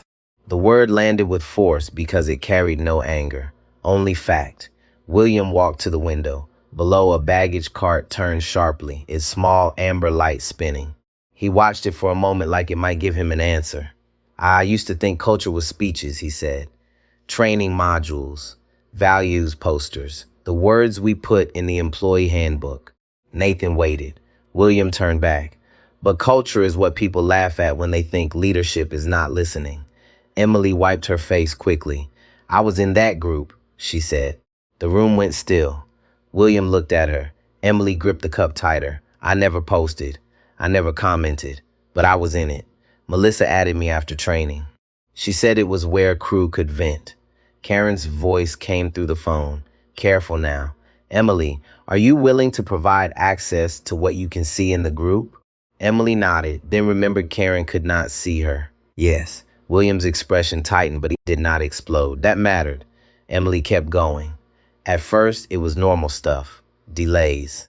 Hard passengers, long hours. Then people started posting photos. Jokes about passengers, clothes, accents, weight, wheelchairs. Who tipped, who did not. I muted it because it made me uncomfortable. Nathan watched her gently. "Why didn't you leave?" Emily looked down. "Because I wanted them to like me." No one spoke. It was a small confession, but a real one. And real confessions rarely sound noble. "I was new," she said. "Melissa was respected. People listened to her. I thought if I objected, I would become the next joke." Her voice cracked. "I'm not proud of that." Nathan leaned forward slightly. Shame can either bury the truth or open the door to it. "You are opening the door." Emily looked at him, surprised by the kindness. William heard it too. His face shifted. He was watching the man who had been harmed make room for someone else's failure without excusing it. That kind of restraint could not be trained into executives. It came from deeper places. Karen spoke from the phone. Emily, please do not delete anything. A member of our compliance team will meet you and preserve the content. I won't delete anything, Emily said. In the interview room, Melissa sat alone for a few minutes under the hum of fluorescent lights. Her representative was on the way. Her phone had been placed in a clear evidence pouch on the desk, powered down, sealed, unreachable. That bothered her more than the officer standing outside. Her phone held years of little cruelties. Not all hers, but enough. Screenshots, messages, reactions, laughing faces under passenger photos. She had told herself everyone did it. Everyone complained. Everyone joked. Everyone needed a place to let off steam. But now, under real light, those excuses looked thin. She thought of Nathan in seat 1A, his calm, his eyes when he said respect should not require a title. She hated him for that sentence. Then, beneath the hate, something worse moved because part of her knew it was true. The door opened. Detective Martinez entered, followed by a man in a dark suit carrying a slim folder. "Ms. Grant," Martinez said, "this is Special Agent Paul Reeves with the Federal Bureau of Investigation. He is here because this incident may involve tampering with food aboard a commercial aircraft." Melissa's face went slack. FBI? Agent Reeves sat down without drama. Early 50s, calm voice. No performance. The kind of man who had learned long ago that serious things did not need to sound loud. "We are here to understand what happened," he said. Melissa swallowed. "I want my representative." "That is fine," Reeves said. "You do not have to answer questions, but I am going to explain why we are present." He opened the folder. A passenger on a commercial flight was served spoiled food with preliminary chemical residue. There is evidence suggesting the food was removed from a disposal container before the flight. There is also evidence suggesting intent to humiliate or frighten the passenger. Melissa looked at the table. "You make it sound like I tried to kill him." Reeves did not move. "I am saying one bite could have caused serious injury. Intent to kill is not required for this to be serious." The words were plain. That made them worse. Martinez watched Melissa's face carefully. Reeves continued. "We also need to determine whether anyone else encouraged, directed, or knew about your actions before they occurred." Melissa's eyes flicked up. Just a fraction. Martinez caught it. So did Reeves. He closed the folder. "Who else knew?" "No one. Too quick." Reeves leaned back. "Ms. Grant, this is the moment where people often make the mistake of protecting someone who will not protect them back." Melissa's lips pressed together. "I said no one." In the lounge, Karen arrived in person with a tablet. She walked straight to William and handed it to him. "We have the group archive from Emily's access." William looked down. His face changed slowly as he scrolled, not shock all at once, a series of blows. Nathan did not ask to see it immediately. He watched William read, watched the chief executive officer of an airline confront what had lived under his brand. William stopped scrolling. "How many employees?" Karen's voice was low. 43 current crew members, a few former employees, mostly senior attendants on premium routes. William looked at her. "Premium routes." Yes. Nathan stood. "May I see?" Karen hesitated, then handed him the tablet. Nathan read in silence. Photos, captions. Passengers mocked for clothes. Passengers mocked for asking for seatbelt extenders. Passengers mocked for accents. A veteran mocked for needing extra time to board. An elderly woman mocked for spilling tea with shaking hands. Nathan stopped at that one. His jaw tightened. Emily was crying openly now. "I am sorry," she whispered. Nathan kept looking at the screen. His voice was low. "Do you know what is most dangerous about this?" No one answered. He looked up. "They stopped seeing passengers as people before anything happened to me." William's eyes dropped. Nathan continued. "That is how harm becomes easy. First you turn someone into a joke, then into an inconvenience, then into a target." The room absorbed that slowly. It was not corporate language. It was human language, and it could not be dismissed. Karen's phone buzzed. She checked it, then looked at William. "The catering lab has a stronger result. The solvent concentration is highest on the spinach. Nathan's eyes narrowed. Highest? Karen nodded, meaning it was not just contact transfer from a dirty surface. It appears sprayed or applied directly. Emily covered her mouth again. William's face went pale with anger. Nathan looked down at the tablet. The words from Melissa's post stared back. A little green surprise. He set the tablet down carefully, not gently, carefully, because if he let himself move too fast, anger might take over. And he had spent a lifetime refusing to give people the angry version of himself they expected. William's voice was rough. Nathan raised one hand. Do not apologize again. Not yet. William stopped. Nathan looked at him. Tell me who had access to my passenger profile. William frowned. What? My name was on the manifest, but that group post was made before takeoff. Did she know who I was? Karen looked at the screen again.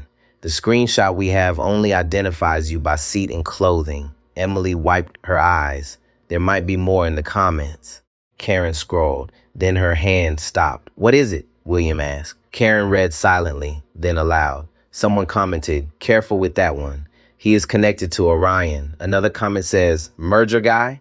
The room changed. Even the air seemed to pull back. William slowly turned to Nathan. Nathan's expression went cold. Emily looked between them. What does that mean? William did not answer. Nathan did.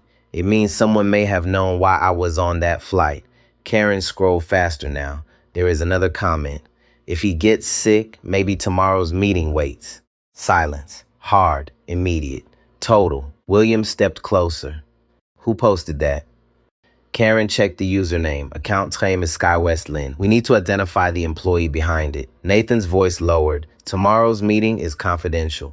William nodded slowly. Only a small group knew you were flying in for final acquisition talks.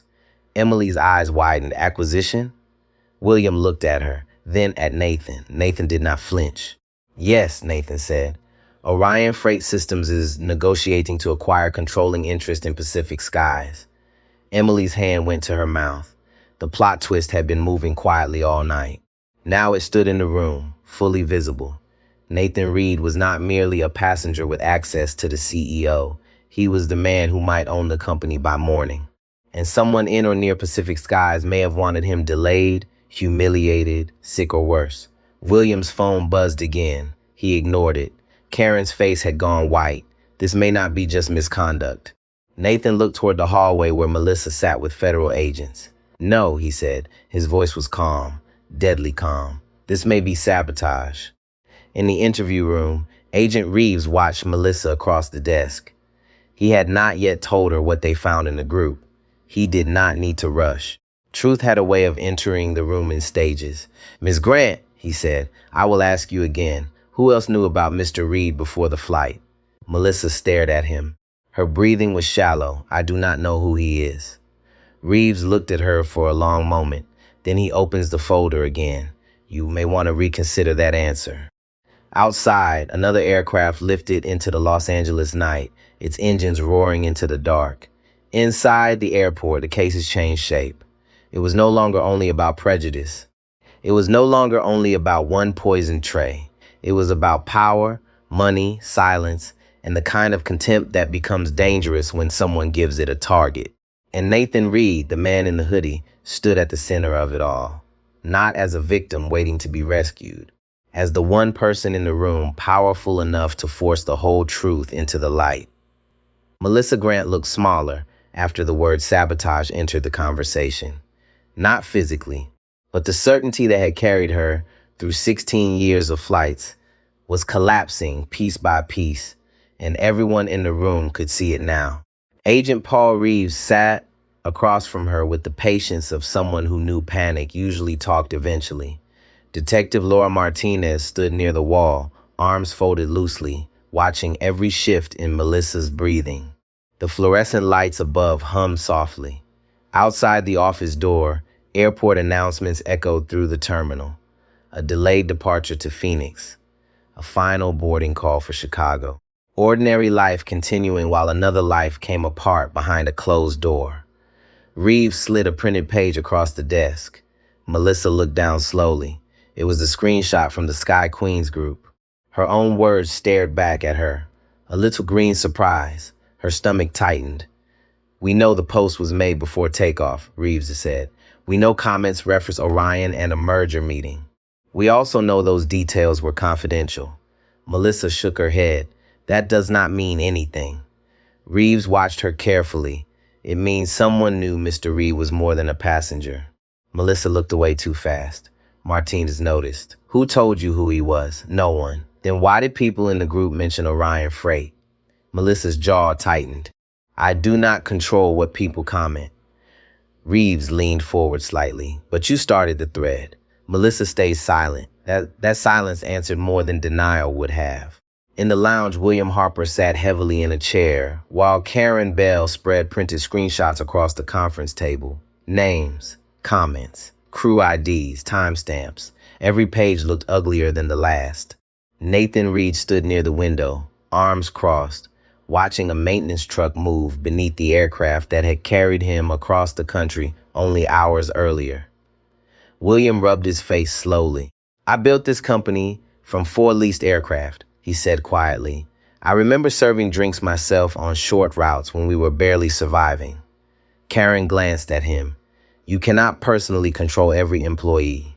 "No," William said, "but I can shape what behavior grows inside the company." His voice hardened, "And I clearly failed somewhere." Nathan turned from the window. "Failure is not always what people do not know." William looked up. "Then what is it?" "It is what people choose not to see because seeing it would force change." The room fell quiet again. Emily Carter sat at the far end of the table, listening carefully. Her eyes moved between the screenshots and Nathan. She still looked shaken, but something in her posture had changed. Less fear, more honesty. "I keep thinking about the comments," she said softly. Karen looked toward her. "Which ones?" Emily swallowed. "The ones about older passengers, the wheelchair jokes, the comments about people who look poor." Her fingers tightened around the paper cup. "I laughed at one once." No one interrupted. Emily's eyes filled with shame. It was a photo of a man sleeping in coach. Someone said he looked homeless. I clicked the laughing reaction. Nathan watched her. "You regret it?" "Yes." "Good." Emily blinked. That answer surprised her. Nathan continued. "People think regret is weakness. It is not. Regret means your conscience is still alive." Emily lowered her head. William looked at Nathan with growing respect. Most powerful people he knew preferred punishment because punishment was easy. Nathan kept returning to responsibility instead. That was harder. Karen's phone buzzed again. She checked the message and looked immediately at William. "We identified the account behind the merger comment." William straightened. Who? Karen hesitated. "Lynn Mercer." William frowned. My niece? Karen nodded once. Emily looked confused. "She works for Pacific Skies?" William's expression darkened. "She works in executive scheduling." Nathan's eyes narrowed slightly. That mattered. Executive scheduling had access to confidential travel details, board calendars, acquisition meetings, executive manifests. William stood slowly. "You are telling me my own family may have leaked information connected to this flight?" Karen kept her voice careful. "We do not know intent yet." But the account tied to her employee email posted the comment. William turned toward the window again. His reflection looked older now, heavier. Nathan watched him carefully. "You did not know?" William shook his head once. No, Nathan believed him. That was the strange thing about corruption. Most leaders imagined it looked like villains plotting in dark rooms. In reality, it often looked like tolerated behavior, private jokes, ignored warnings, and people protecting relationships instead of principles. Karen spoke again. There is another issue. William looked back. The FBI cyber unit found repeated direct messages between Melissa Grant and Lynn Mercer over the last 6 months. The room went still. Nathan's expression sharpened. "What kind of messages?" Karen checked the screen. Complaints about cost cutting, fear over layoffs after the acquisition, discussions about executive travel. William's voice lowered. "And Nathan?" Karen nodded. Several references. Emily covered her mouth. William stared at the table. My God. Nathan stayed calm, but inside, the pieces were aligning now. The tray, the comments, the confidential knowledge, the timing, too much coincidence. Karen continued carefully. One message from 2 weeks ago says, if Orion takes over, cabin crews are screwed. William closed his eyes briefly. Another message. Maybe someone should make their audit experience unpleasant. Nathan's jaw tightened. Emily whispered, they planned this? No, Nathan said quietly. Not fully. Everyone looked at him. He walked slowly toward the table. People like Melissa usually do not think in long criminal plans. They think emotionally. Pride, anger, resentment. The danger comes when those emotions are encouraged by a group.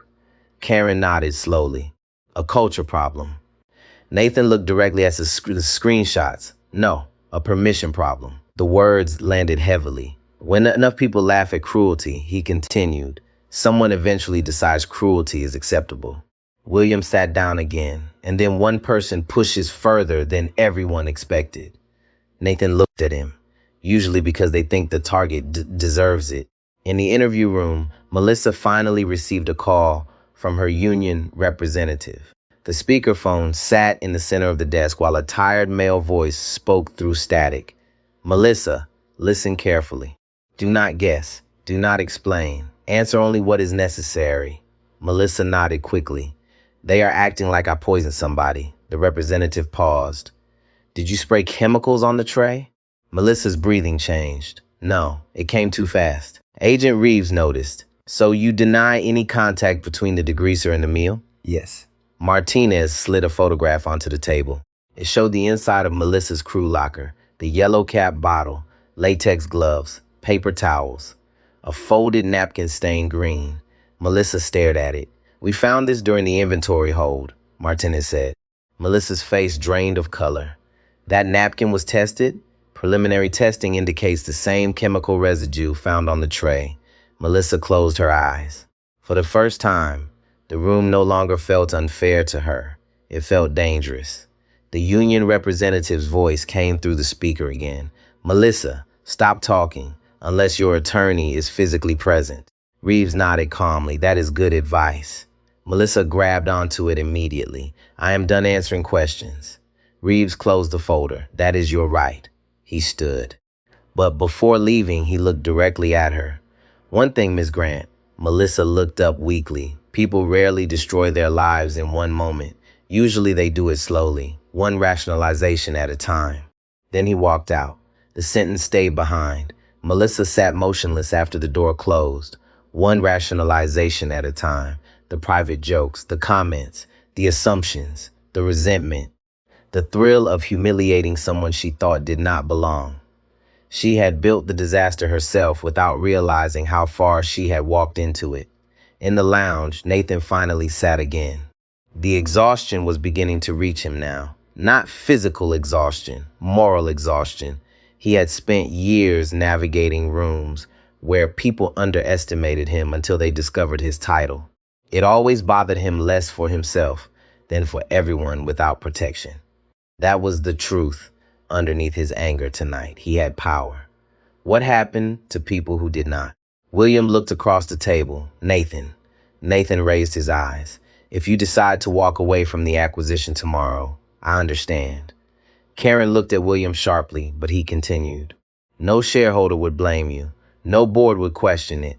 Nathan sat quietly for several seconds. Then he asked something unexpected. How long has Emily worked for the company? Emily blinked. About 7 months. Nathan nodded slowly, and she still knew this was wrong. Emily looked down. William understood immediately. Nathan was making a point. Culture was not destiny. People still chose. Nathan leaned back. I am not walking away. William stared at him. You are not? Nathan shook his head once. No. Karen looked surprised. After tonight, Nathan's voice remained steady, especially after tonight. Silence filled the room. Nathan looked at the screenshots spread across the table. This airline carries millions of people every year. Elderly passengers, families, veterans, kids flying alone. People trust crews with their safety before they even sit down. He paused. If this culture exists here, then walking away fixes nothing. William watched him carefully. Nathan's eyes hardened. But ownership changes things. The room felt colder suddenly. William understood what he meant. not revenge. Control. Authority strong enough to force reform instead of another quiet settlement and public statement. Karen's phone buzzed again. She answered quickly, listened, then slowly lowered it. "What now?" William asked. Karen looked toward Nathan first, then William. The confirmatory lab result just came back. No one moved. Karen spoke carefully. "The chemical residue on the spinach matches the industrial degrease from Melissa Grant's locker." Emily shut her eyes. William exhaled heavily. Nathan remained still. But inside him, the last thin thread of doubt disappeared. Karen continued. "The concentration level was high enough to potentially cause chemical burns if ingested." The room went silent. Outside the lounge windows, another plane lifted into the night sky. People on board laughed, ordered drinks, watched movies, trusted strangers in uniform. Nathan looked out at the aircraft climbing into darkness. Then he spoke quietly. One bite, no one answered, because everyone in the room understood the weight of those two words. One bite. That was all it would have taken for this story to become something far worse. William sat forward slowly. "Nathan, there is something else you need to know." Nathan turned. William's face had gone pale again. "The board was planning to vote on delaying your acquisition offer tomorrow morning." Nathan narrowed his eyes. "Before tonight?" William nodded once. Karen looked stunned. "Why?" William looked ashamed. Pressure from several executives, including Lynn Mercer. Nathan stared at him. The room tightened again. The poison tray, the leak, the fear of layoffs, the merger resistance, the timing. The story was growing larger by the minute. And somewhere down the hall, Melissa Grant sat alone under fluorescent lights, finally realizing she had not merely humiliated the wrong passenger. She had stepped into a machine much bigger than herself. And now that machine was beginning to expose everyone connected to it. William Harper did not sit down after admitting the board had planned to delay Nathan Reed's acquisition offer. He stayed standing at the end of the table, one hand on the back of a chair, his knuckles pale against the dark leather. Nathan watched him without blinking. Who pushed for the delay? William looked toward Karen Bell. Karen already had the answer on her tablet, but she did not seem eager to read it aloud. Nathan waited. Karen finally said, "Lynn Mercer was one of the executive staff members circulating the recommendation, but the board pressure came from three people: Douglas Crane, Senior Vice President of Operations, Patricia Voss, Chief People Officer, and Alan Whitcomb, Outside Director." William's face tightened at each name. Old names, trusted names, comfortable names. The kind of names that made institutions feel stable until someone looked too closely. Nathan walked slowly to the table and placed both hands flat on the polished wood. Were they trying to delay the vote because of business concerns, or because someone wanted me unavailable? No one answered quickly. That silence said enough. Emily Carter sat in the corner, almost afraid to breathe. She had thought the worst thing she would see that night was a spoiled tray, then a cruel post, then chemical residue. Now she was listening to executives and federal agents discuss the possibility that a passenger had been targeted because of a corporate takeover. The world felt less safe than it had that morning. Karen's phone buzzed again. She looked at the screen. "It is Agent Reeves." William nodded. "Put him through." Karen tapped the phone and placed it on the table. Agent Paul Reeves's voice came through flat and controlled. "We have identified the employee behind the SkyWest Lynn account. It is Lynn Mercer. We also received consent from Emily Carter to preserve group content through her account. There are direct messages between Melissa Grant and Lynn Mercer that may be relevant." William's jaw tightened. Read them. A pause. Then Reeves continued. "One message from Lynn to Melissa, sent 3 days ago, says Reed is on Flight 712 under his real name. Hoodie guy in the press photo.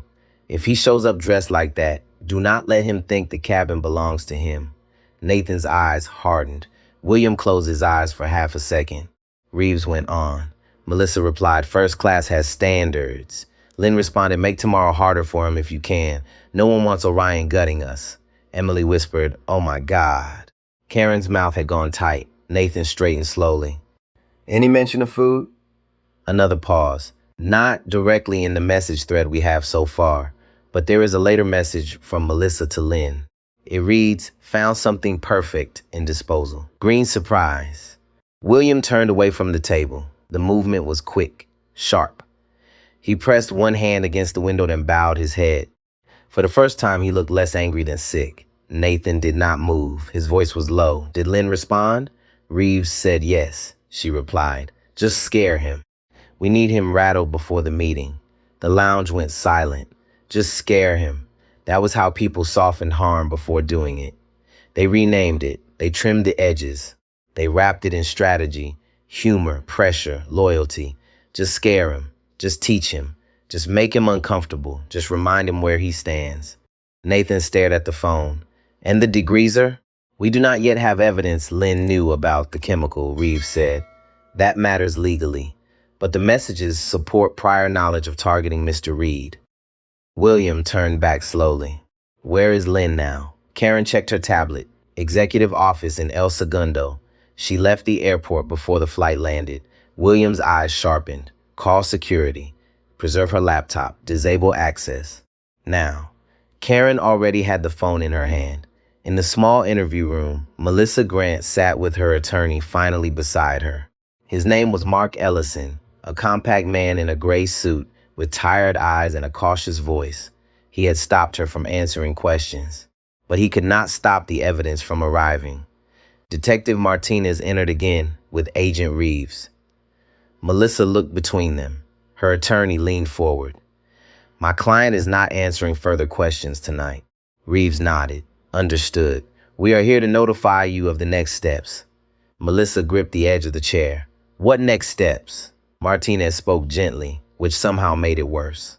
Your employment matter is separate from any criminal review.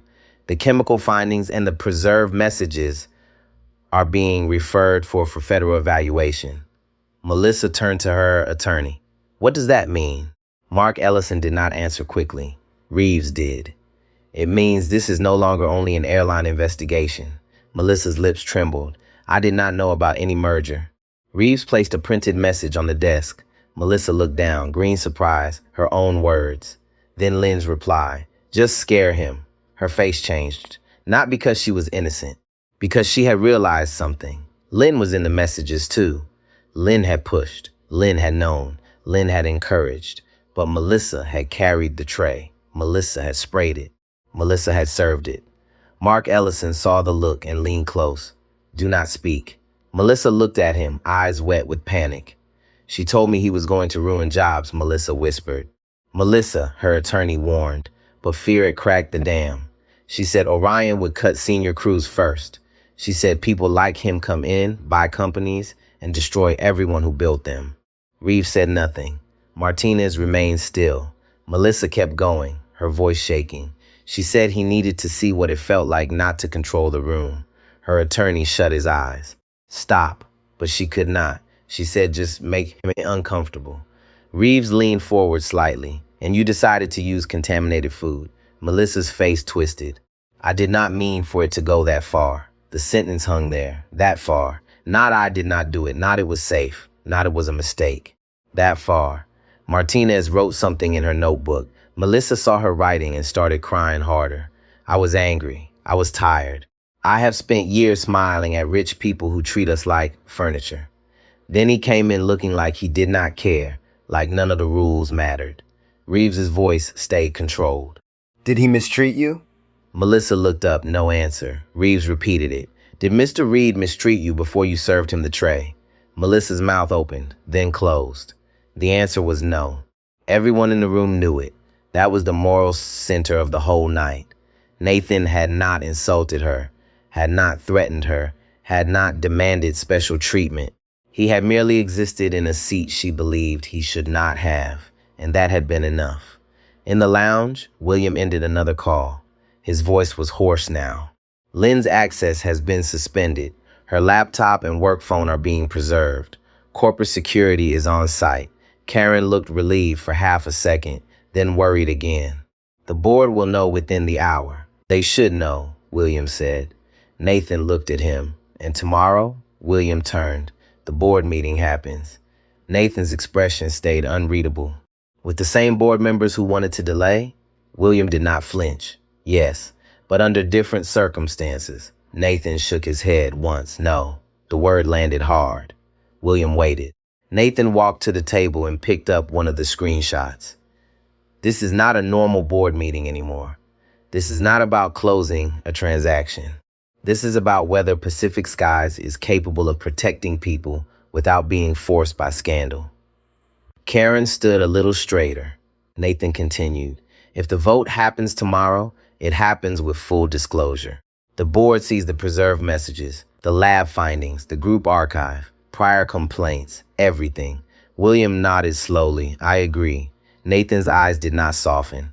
And anyone involved in delaying, hiding, or minimizing this leaves the room before any vote. Karen drew a breath. That will be difficult.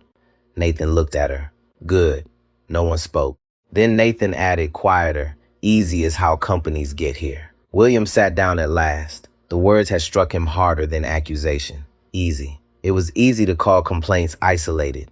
Easy to protect long-term employees. Easy to avoid hard questions about premium crew culture because elite passengers kept spending money. Easy to let people like Melissa decide who deserved warmth. Easy was expensive now. Emily raised her hand slightly, like a student unsure if she was allowed to speak. William looked at her. Yes? She swallowed. There were passengers on that flight who saw everything. Mrs. Brooks, Mrs. Whitmore, others. Nathan nodded. They should be contacted. Karen made a note. Emily hesitated, and not just for legal statements. Everyone looked at her. Emily's voice grew steadier. They should be apologized to. They watched the airline fail someone. That does something to people. Especially older passengers. They trust us. William looked at her for a long moment.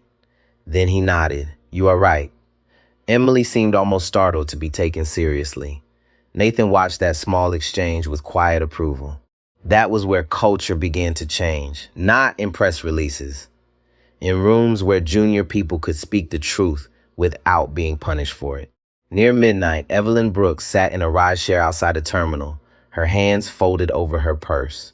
Her driver, a young man named Carlos, glanced in the rearview mirror. Long flight? Evelyn looked out at the passing lights. Longer than it should have been.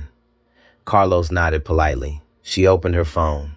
A message from Pacific Skies Customer Relations had arrived, asking if she would be willing to provide a statement about the incident on Flight 712. Evelyn stared at it. Her thumb hovered over the screen. At her age, she had seen many things. Some small, some cruel, some so common people stopped noticing them. But age had taught her something else too. Silence became heavier the longer you carried it. She tapped reply, yes. Then she added, I saw enough. Back at the airport, Melissa sat beside her attorney as the door closed again. She was no longer crying loudly, just quietly now, exhausted, empty. She whispered, Lynn said nobody would care about him. Mark Ellison looked at her with tired sadness. And you believe that? Melissa wiped her face. I wanted to. That was the truth, not the legal truth, the human one. She had wanted someone beneath her so badly that she accepted any story that allowed it. In the lounge, Nathan prepared to leave for the hotel William had arranged. Before he walked out, Emily stood. Mr. Reed, he turned. I am sorry. He nodded. I know. She took a breath. I do not want to be the kind of person who only does the right thing after someone powerful gets hurt. Nathan looked at her carefully. Then tomorrow, do the right thing when no one powerful is watching. Emily's eyes filled again, but this time she did not look away. I will. Nathan stepped into the terminal with William beside him. The airport was quieter now. Cleaning machines moved over the floors. Gate screens glowed blue. A few stranded travelers slept across rows of chairs. William walked in silence until they reached the exit doors. Then he said, tomorrow will be ugly. Nathan looked through the glass at the black cars waiting outside. Yes. You still want to proceed? Nathan paused. The automatic doors opened, letting in cool Los Angeles night air. He looked back toward the gates, toward the aircraft, toward the long invisible line of choices that had led them here. I came to buy an airline, he said. Then his voice hardened. Now I came to change one. Outside, the city lights stretched wide and restless under the night sky. And by morning, the people who thought Nathan Reed did not belong in seat 1A would learn he was about to sit at the head of the table. Morning came over Los Angeles with a pale gold light that made the airport look innocent. Planes rolled across the runways. Coffee shops opened their metal gates. Travelers dragged suitcases through terminals with the tired rhythm of people who had no idea what had happened during the night. But inside the Pacific Skies corporate conference room near LAX, nobody felt innocent. The room overlooked the runway through a wall of glass. Beyond it, aircraft lifted into the brightening sky one after another. Inside, the air was cold. The table was long. The silence was longer. William Harper stood at the head of the room in the same dark suit he had worn the night before. He had not slept. It showed in his eyes. Around the table sat members of the board, senior executives, legal counsel, outside auditors, and 2 federal observers who did not speak unless spoken to. Their presence alone changed everything. At the far end of the table sat Nathan Reed, no hoodie now, dark suit, white shirt, no tie, simple, sharp, controlled.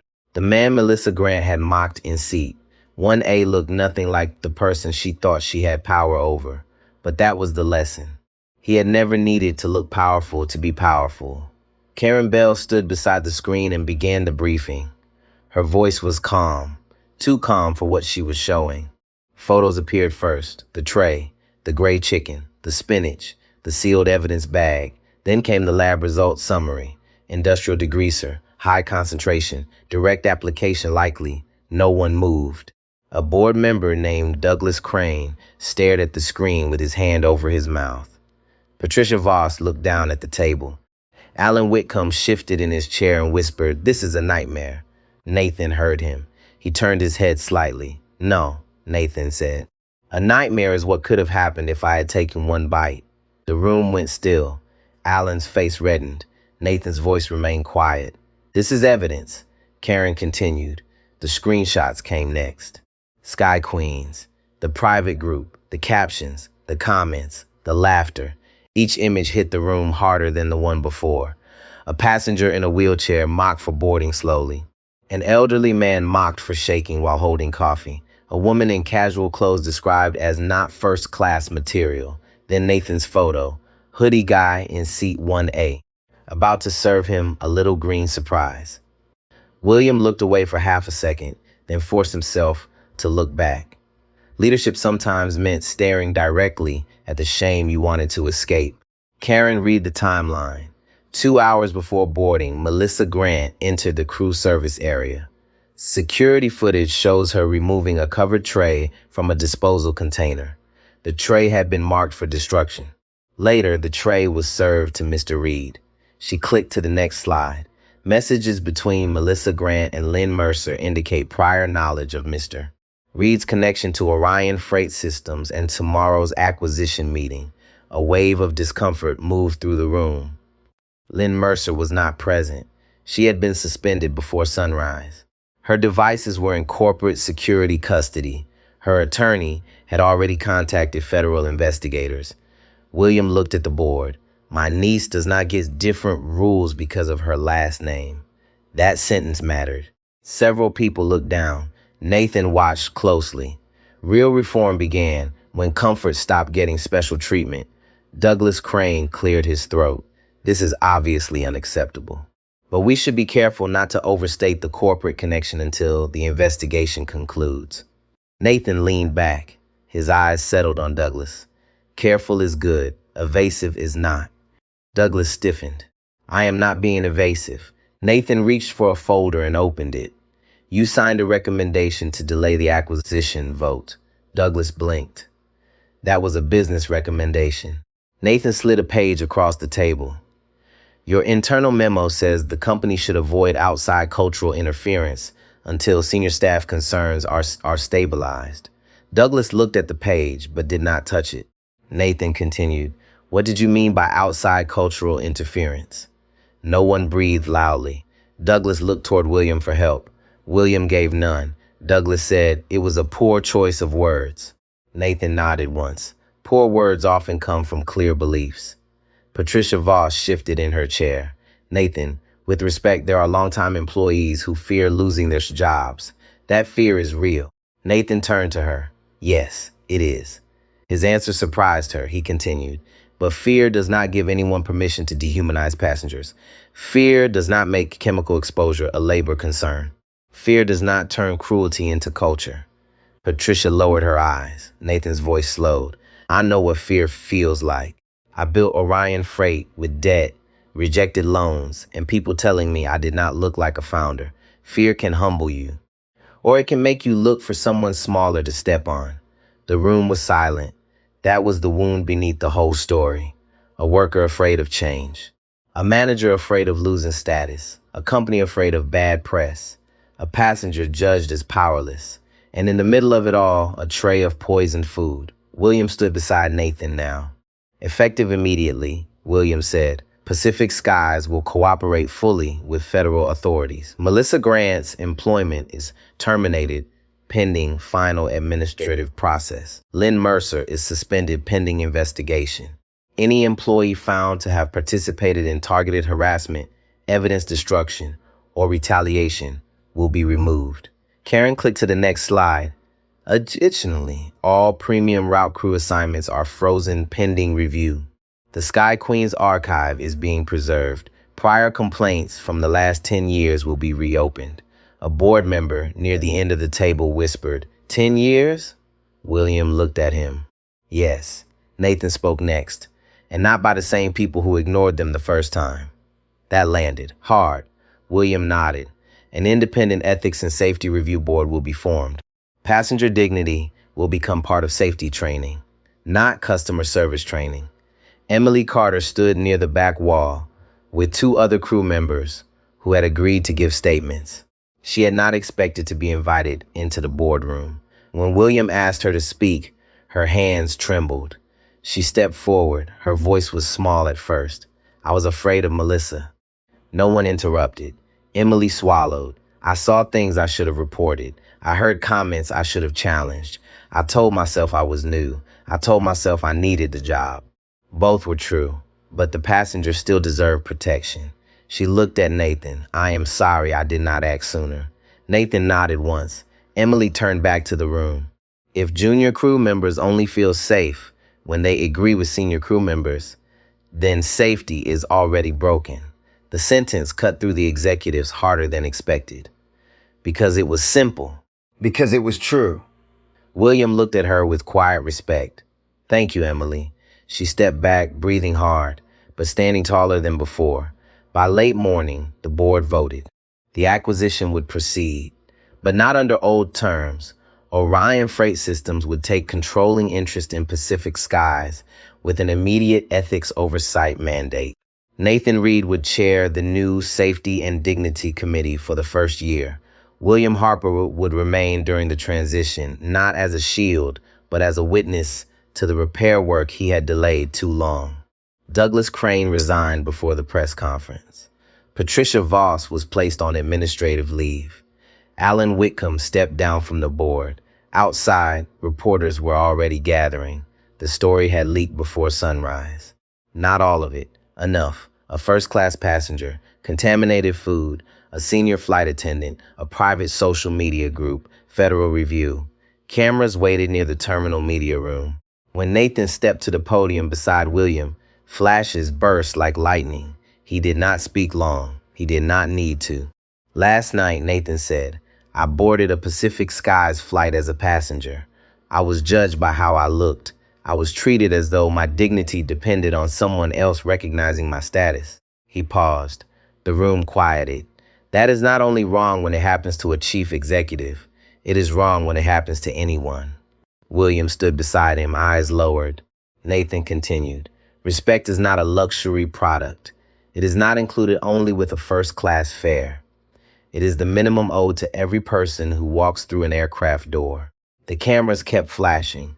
Pacific Skies failed that standard. Now it has a responsibility to repair what allowed that failure to happen. Not with slogans, not with one apology, with evidence, discipline, training, and a culture where silence is not rewarded. He looked straight ahead. Power is not proven by how easily we can dismiss people. Power is proven by how carefully we protect them. In a holding room across town, Melissa Grant watched part of the press conference on a small wall-mounted television while waiting for another meeting with her attorney. Her uniform had been taken as evidence. She wore a plain gray sweatshirt now. Her hair was loose. Her eyes were swollen. When Nathan spoke about dignity, she looked down.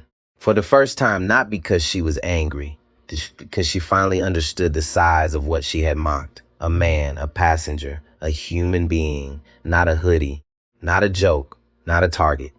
Months later, the federal case against Melissa moved forward. She accepted a plea agreement on charges related to food tampering and making false statements during the investigation.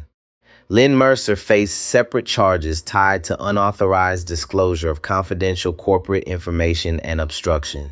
The courts did what courts do, slowly, publicly, with records that could not be laughed away in private groups. Pacific Skies changed too, not perfectly, no company does, but complaints were no longer buried. Crew members had a protected reporting line. Training began with passenger stories, not policy slides. New hires were told that a uniform gave them responsibility, not superiority. Emily Carter stayed. She became part of the internal safety team after 2 years. She taught new attendants one sentence that became known across the company. If you would not say it with the passenger's family watching, do not say it in the galley.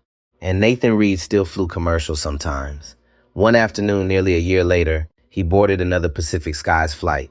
Hoodie, joggers, quiet bag over one shoulder. A young flight attendant at the door checked his boarding pass and smiled. "Welcome aboard, Mr. Reed. Seat 1A is ready for you." Nathan paused for half a second, not because of the seat, because of the tone. Normal, respectful, human. He nodded. "Thank you." Across the cabin, an elderly man in a worn denim jacket settled into first class for what was clearly his first time. His hands shook slightly as he tried to find the seat controls. The same young flight attendant knelt beside him and said, "Take your time, sir. You are exactly where you are supposed to be." Nathan heard it, and for the first time in a long while, the silence in first class felt peaceful.